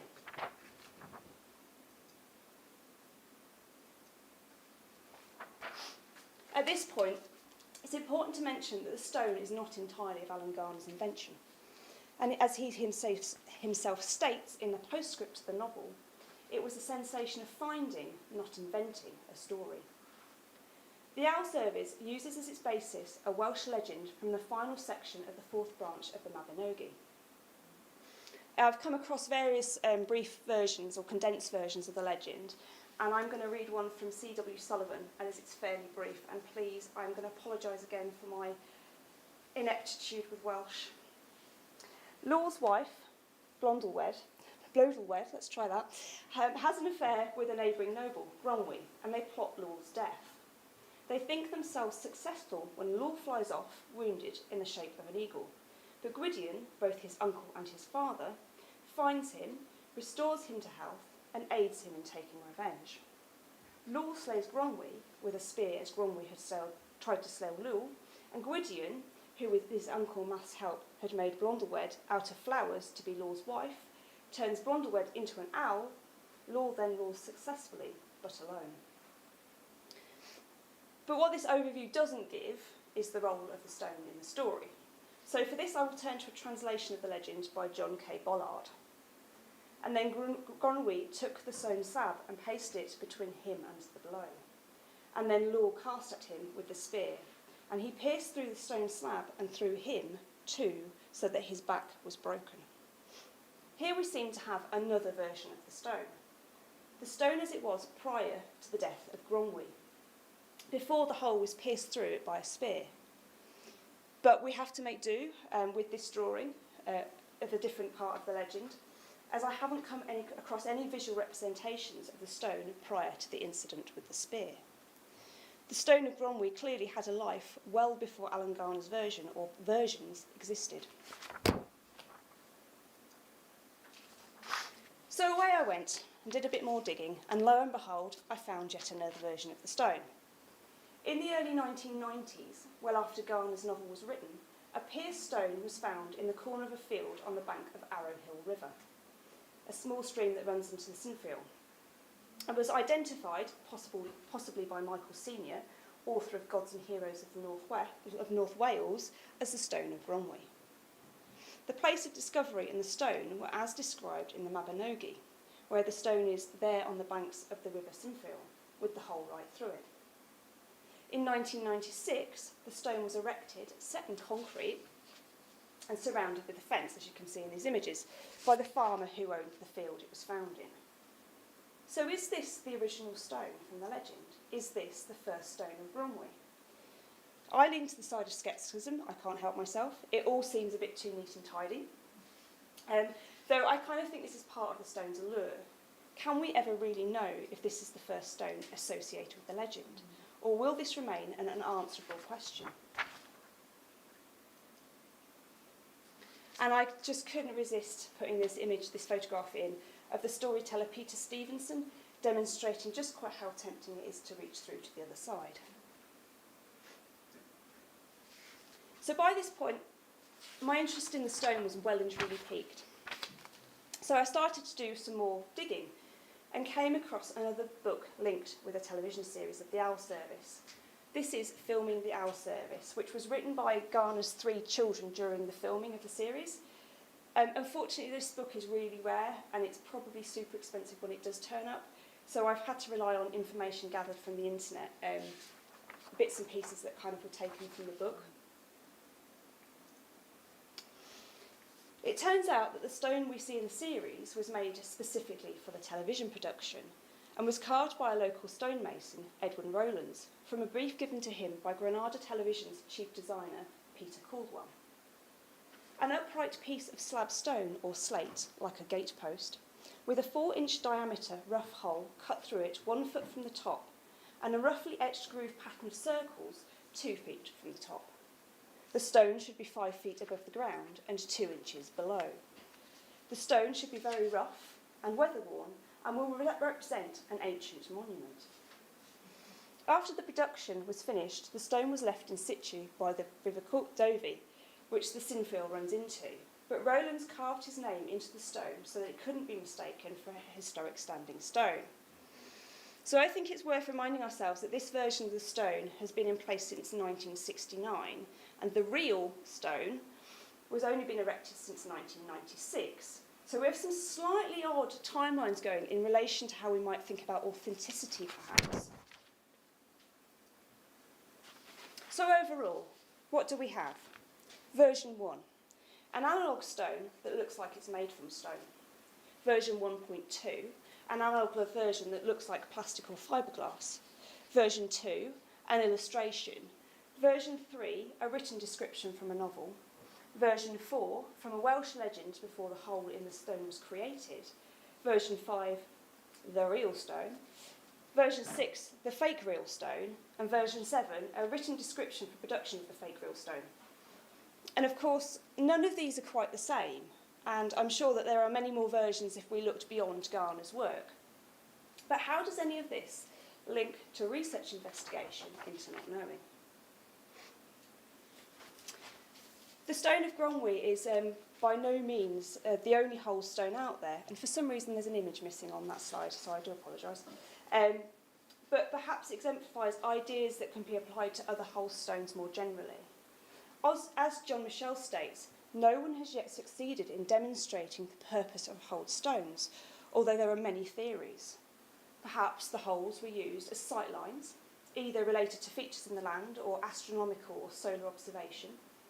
They're also said to have been used in ceremonies and customs related to fertility, marriage, the healing of sickness, such as Menontour, which is the top one, sealing agreements, or even securing victims before ceremonial sacrifice. As with other hold stones, I have plenty of unanswered questions about the stone of Gronwy. Was the original or real stone in existence before the Welsh legend? If so, did it have a prior purpose? And any prior purpose might well depend on how and when the hole in the stone was created. It's unlikely we'll ever answer these questions about the stone of Gronwy. And Alan Garner's use of the stone and all the various versions of it seem to accentuate this even further. Whole stones seem ripe for the layering of possible meanings, which we can then create our own stories around.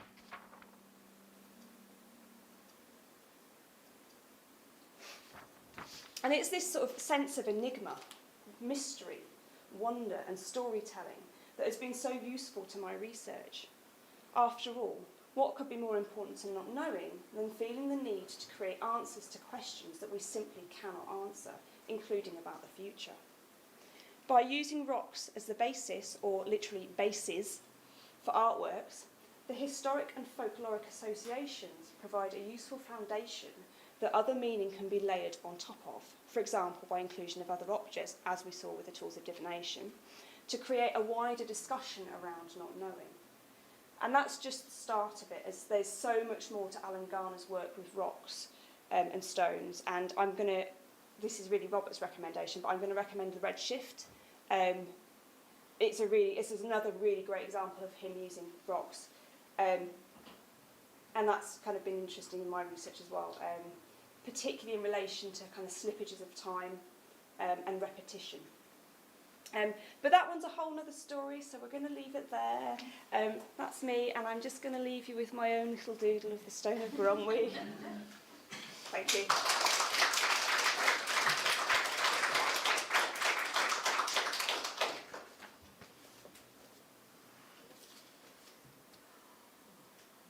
Questions? I seem to be on a roll with questions. It's good. Me? This is a question about the sculpture. Yeah. Could you just get it back up again? Yeah, Go of course back can. an image. That would be really helpful. Can you say something about the patterning in the sand? My Zen sound. Well, It does reference, yeah, it does reference the, is. yeah. Okay. Because, oh, this gets, I don't want to explain it. I feel too close to this work almost. Right. Because I've literally, this is when I put them in the show, that was the first time I've seen them finished, so it's the first time they've been on sand. But there's a lot about time. But the way, through this, it's to do with meditation and the emptying of time almost, and I guess not knowing, and that idea of remaining in that state of, it depends on what branch of meditation you follow, but remaining in that state of emptiness and how that might be useful to not knowing and choosing a particular frame of mind. So it's a small reference to that. But there's other layerings of time. Obviously, you've got standing stones, which have another kind of idea of time. So it's kind of playing with those, I think. I just wondered whether you were aware of the wider tradition of rocks and stones within Chinese, Japanese, A little, Korean not culture. massively, a little bit, enough to know that it was a conscious. It's a conscious decision to do that. Yeah, it might be interesting to look at that sort of philosophical relation. I've got a stack of books, and one of them links to that, and it's in the reading pile. Great, you can give me the reading. Thank you. Have we all had enough? Oh, thanks, Robert. Always rely on you. I'm going to ask the hard question, Laura, because you kind of missed out a really important bit in the story. Did I? Which is how the circumstances came about where Gronyu and Ludwig are getting it together, and they try to get rid of Hugh, okay, who is he's the warrior king, as it were. He's a bit like Thor or somebody like that. Did you? Because it strikes me that there's something else in there about not knowing, and once you know the answer, it becomes very absurd. I'll be honest, I read it and I can't remember it. Okay, shall I do a quick? Yeah, do it on. Well, basically, Gronyu and Ludwig, she has, as Laura said, been created out of flowers to be a special wife for Hugh, the warrior king. And he's immortal. His father-uncle has made him immortal. A little bit like Achilles, in a sense. And there's only one way to get rid of Hugh. And it's a really weird thing to do. He's got to do something really stupid, like be stepping out of a bath. Oh, I did read that bit, yeah, it's quite convoluted. His left foot on the top of a goat whilst picking his nose, or some really weird arrangement of things. And Ludwig says, one evening, she says, I've forgotten all about that, Hugh. Can you run it by me again? And he explains, and she says, no, I'm not getting it, mate. It's just not getting into my head. How about demonstrating it? Of course, Hugh, he might be a great warrior king, but he's not actually. Unlike the spear that Gronyu throws at him and turns him into the eagle. But there's something about that component, you see, the legend, which has a bearing on the later consequences, which you might like to revisit. Yes. Yes, revisit. Yes. Yeah, I mean, this is like, because on Tuesday after I'd finished this, I found another book, and it just, you start digging and it goes on and on, which is why I just chose one small thing, because it just has this life, and I just, if it stays with me, I think it's just going to keep snowballing, really. Thank you. Thank you. Claire was going to... Who's talking? Oh, Claire. Sorry.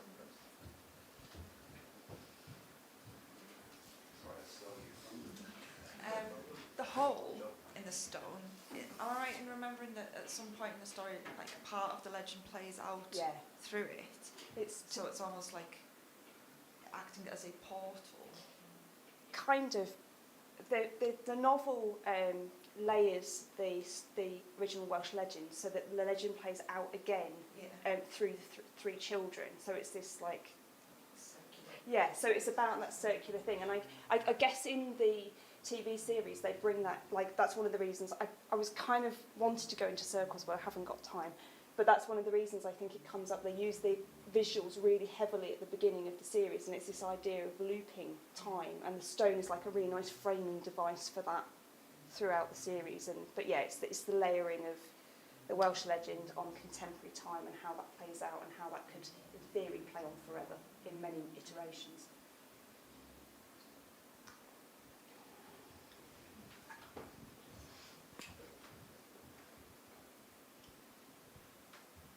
Can you tell us about your T-shirt, please? We've just had a conversation, haven't we, Rona? The Stone Club is a stone club, so if anybody, I wasn't here to do a sales pitch, but if anybody wants to join the Stone Club, you can. It was an Instagram thing. Well, it's more than that, but they're doing reading group, like a reading list. They're doing what they call the stone tapes, where they're collecting loads of sound, music and stuff that relates to standing stones, and a lot of it happens down south, I think Cornwall way, but they've started to do events and stuff as well, so it was a nice one to kind of tag on and see what they were recommending and stuff, so that's what, but it's Men on Toll.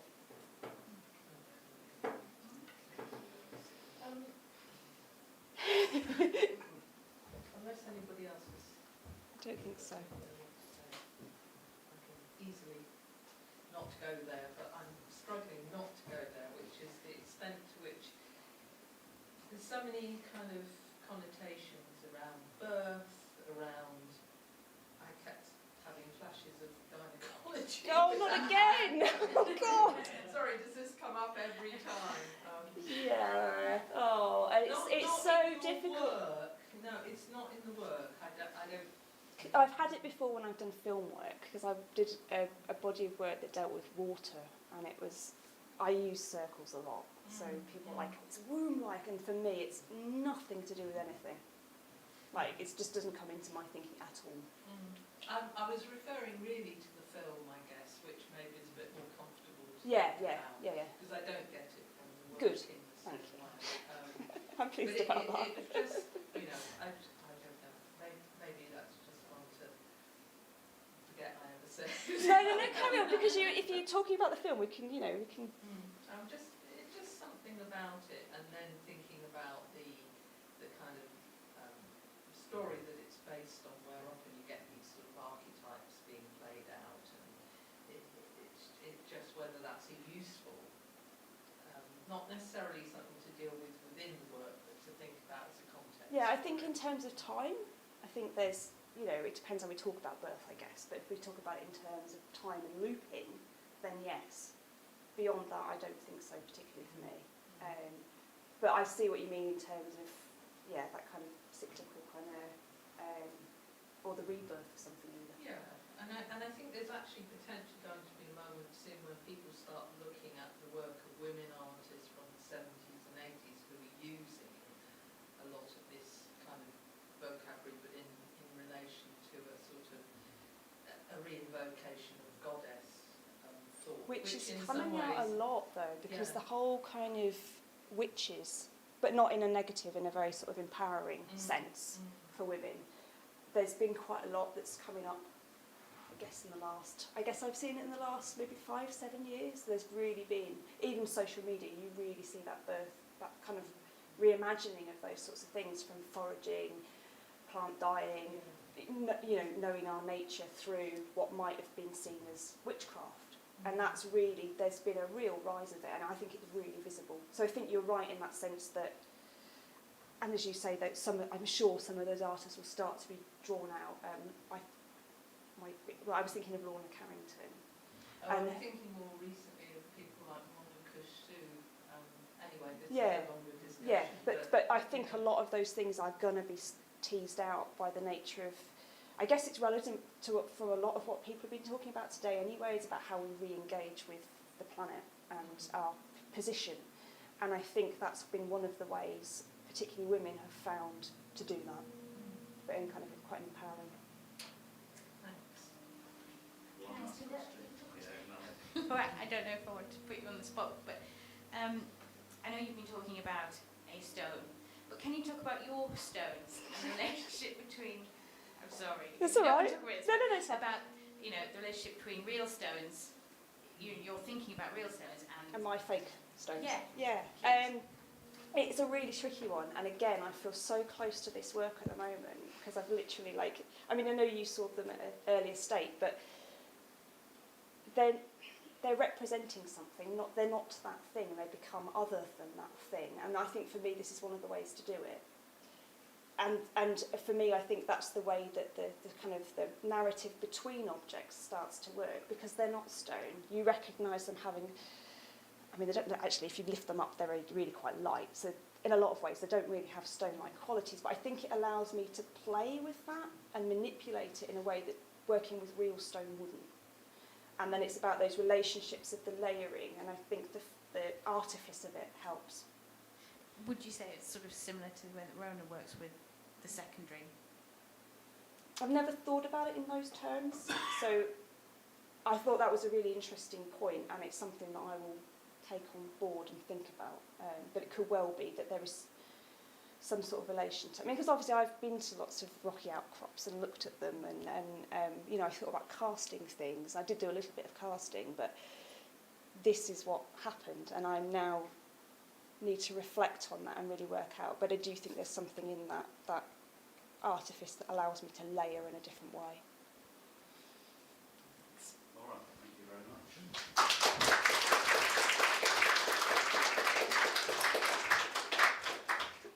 Ooh, they were hard questions, weren't they?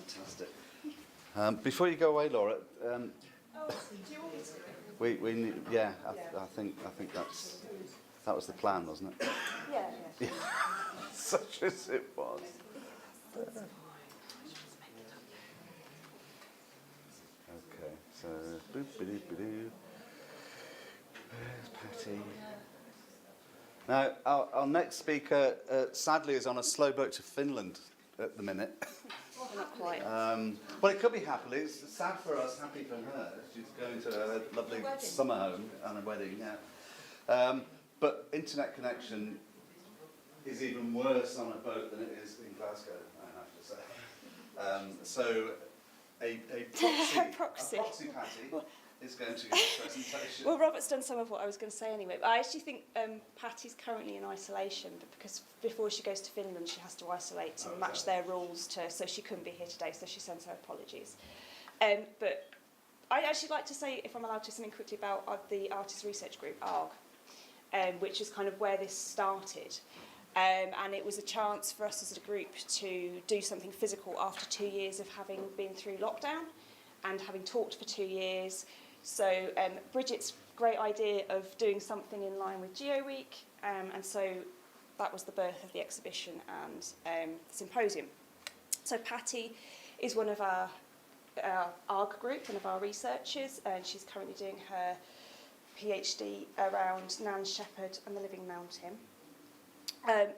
But I'm sure Patty will probably talk about that as well. But so what she's done is she's prepared a very short bit of speech, but she's going to leave us with quite a gentle, which I think is a really nice closing for the symposium, some gentle imagery to take us out. So hopefully this is...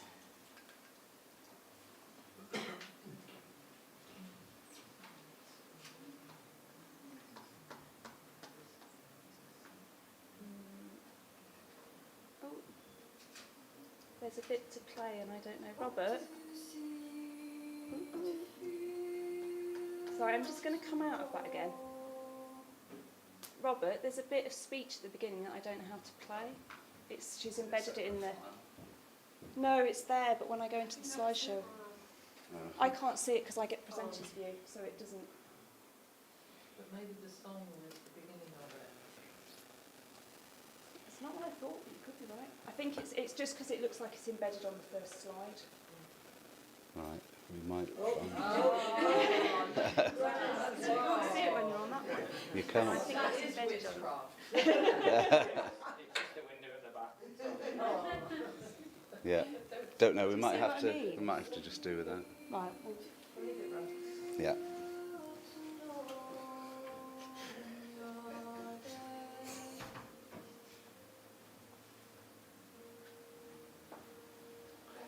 Fractures forced and falling fair in the dark and hidden. You don't really know what's there.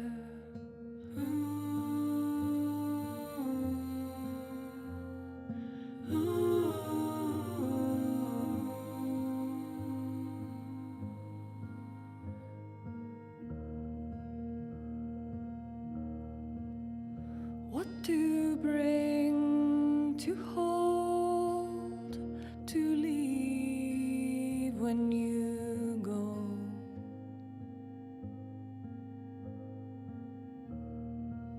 Blurring edges, smoothing stone, carried downstream as you're taken,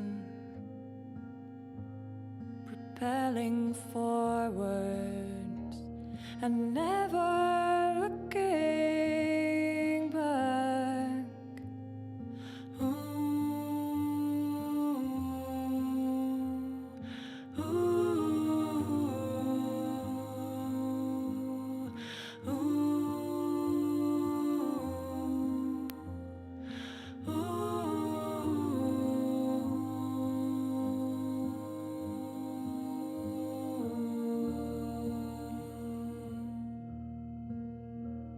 It started with a stream and goes on and on and on, never ending.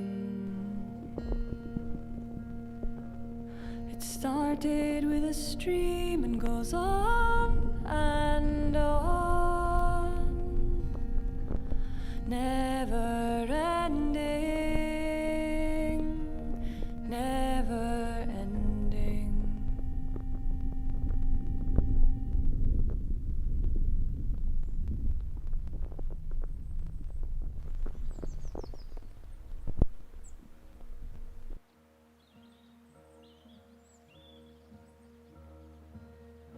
What to see, to feel, to know when you're there.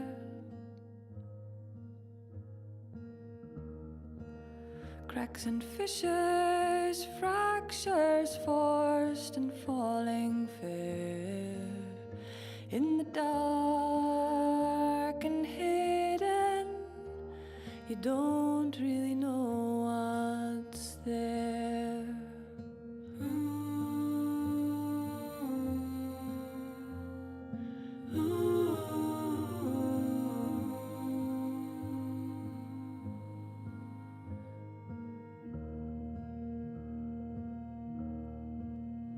What to bring, to hold, to leave when you go.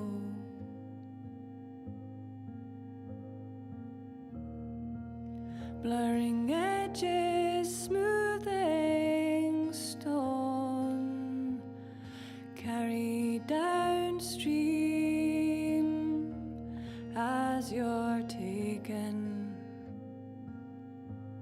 propelling forwards and never looking back.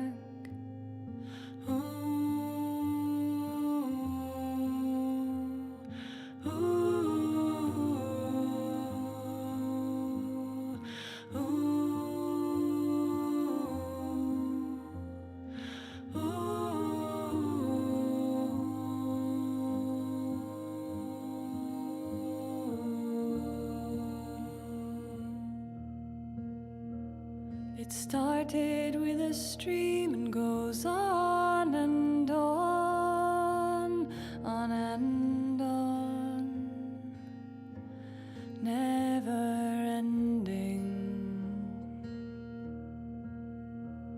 It started with a stream and goes on and on, never ending, never ending.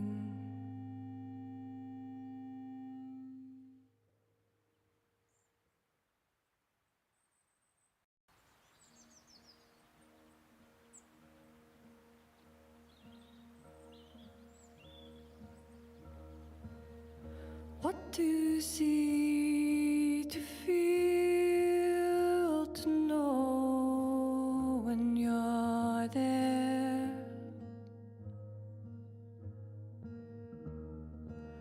Cracks and fissures, fractures, forced and falling fair.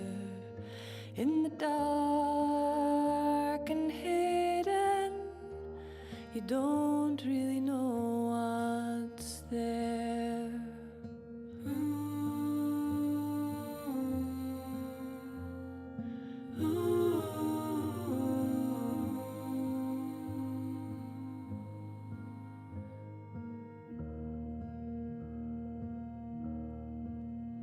What to bring, to hold, to leave.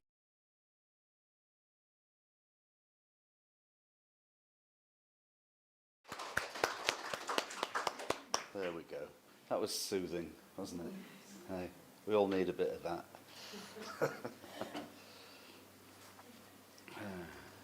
Marvellous.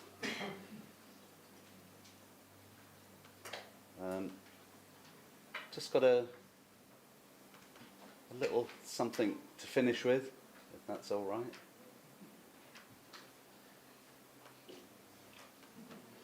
There we go.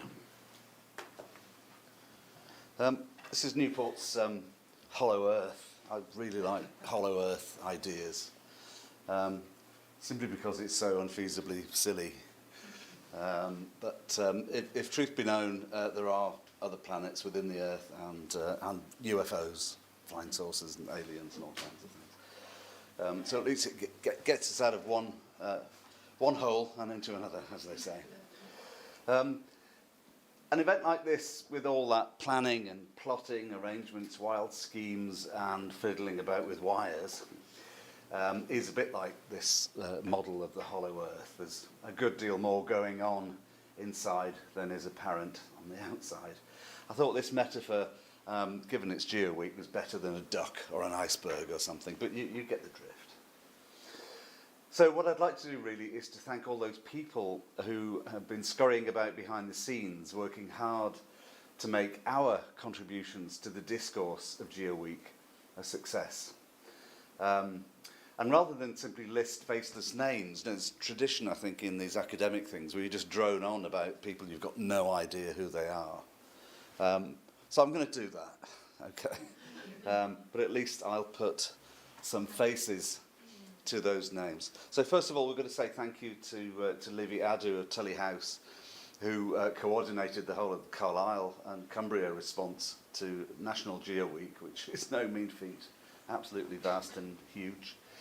Karen Jones, our Institute business manager, who was looking after the bar last night, has actually done an enormous amount of behind-the-scenes stuff, including making sure that none of you get parking tickets, and I think that's pretty major. And of course, Sue Cunningham, our administrator, she's the conduit, communication conduit to everybody else in the university. Of course, we have to say thank you to UKRI for funding us, which means that we could run this as a free event, no conference fees and things like that. Of course, the money didn't go as far as lunch, but hey, I thought that was a small price to pay for a two-day event, frankly. And part of that, of course, is our research and enterprise team, Jamie Hodge, Rachel Lothian, and Dr. Naomi Pierce, who have kept us on the straight and narrow of the fiscal path, making sure we don't overspend or buy things that are really silly, like small plastic dinosaurs and key rings. The story behind that, of course, is that I thought I was buying dinosaur-shaped sweeties, and when it arrived, it was something that's going to just add to that Anthropocene layer. So I do apologise for that, but I thought, you know, done it now. Anyway. Of course, we have to thank our brilliant tech team, people who you probably haven't seen, but who have done an enormous amount for us in the gallery and in other places. So Brian Brooks, Michael Coombs, Dave Hearn, Sharon Reynolds, and Kenny Waters, who are amazing as a team. And then we've got some academic friends and family doing things. So Dr. Penny Bradshaw, whose contribution to GeoWeek was actually on Monday at Brantwood in Cumbria, Ruskin's home, where she led a workshop, a literature workshop, to go through text. I think you attended that? Yes, it was really, really stimulating. Marvellous. That's kind of hidden from this symposium, but it's nevertheless an important part of it, so our thanks go to Penny there. And of course, Stevie Prickett, who you caught glimpses of him from time to time in his little hutch in there. Come on, give us a wave. Just, yeah, there we go. There's Stevie. Absolutely wonderful. And of course, Ed Cooper, who sorted out our lighting and the camera. And of course, these guys coordinated these chaps to record the event for live streams. Can we just give these two a ripple? Three a ripple. There are four. I don't know where the other one is. Bug it off, but there we go. It's Friday. Which is fantastic. Also want to thank Claire Stewart, our fabulous subject librarian and curator of the Arts Research Field Station in the library. It's all her fault. It's all her doing. It's all, oh, never mind. Sorry, Claire. But thank you all the same. It's absolutely amazing. And then, of course, we have Mike Mitchell, one of our PLs, who's really driven the whole video streaming thing. He's the man that signs the paperwork for huge amounts of tech money, you know, well, small amounts of tech money, tiny, minuscule amounts of tech money. On the subject, of course, you will have seen IT guru Luke Godridge coming to my rescue on numerous occasions. There he is. There's the man at the back. Hurrah! Thank you, Luke. What a genius. I worship you. He's... So you'll get a pint for pulling my backside out of the fire on more than one occasion over these 2 days. Thank you, Luke. And of course, our fabulous catering teams who watered and fed you, and our reception teams who looked after you as you came in. These people that never get a mention, but they're really significant and important people and wonderful colleagues. Also got to say thanks to everybody in ARG. The reason I missed that is because it was down there once this morning. So I've moved it. The Arts Research Group and everybody in it are absolutely incredible. What you did in order to generate a research community out of the disaster of COVID is nothing short of miraculous. So you have my personal thanks for that. And similarly to Bridget Kennedy here, Goldsmiths. Whose fault it is that all this happened in the first place. She came along to a meeting and said, I've had an idea. And the rest is, of course, history. So thank you, Bridget, for bringing GeoWeek to us. And I'd also like to thank Poppy Cookson, who is one of our MA students, who put the show reel that's been running next door for an entire week together, and again, helped me in my expertise. Now, what you might not know about me is that I have an abiding obsession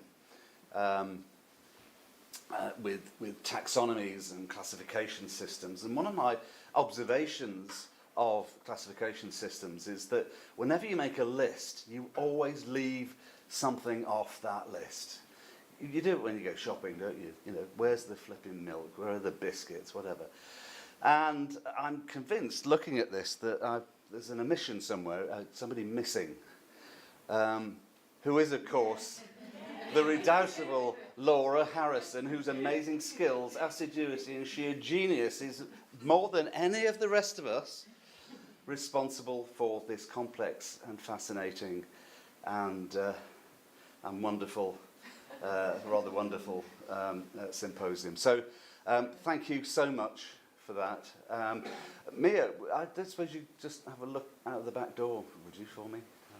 Just heard a strange noise. No, I didn't realise that. But happy actor. Ah! Marvellous. Wrong door. You know where she is. Callum Eccleston, delivery boy extraordinaire. And marvellous.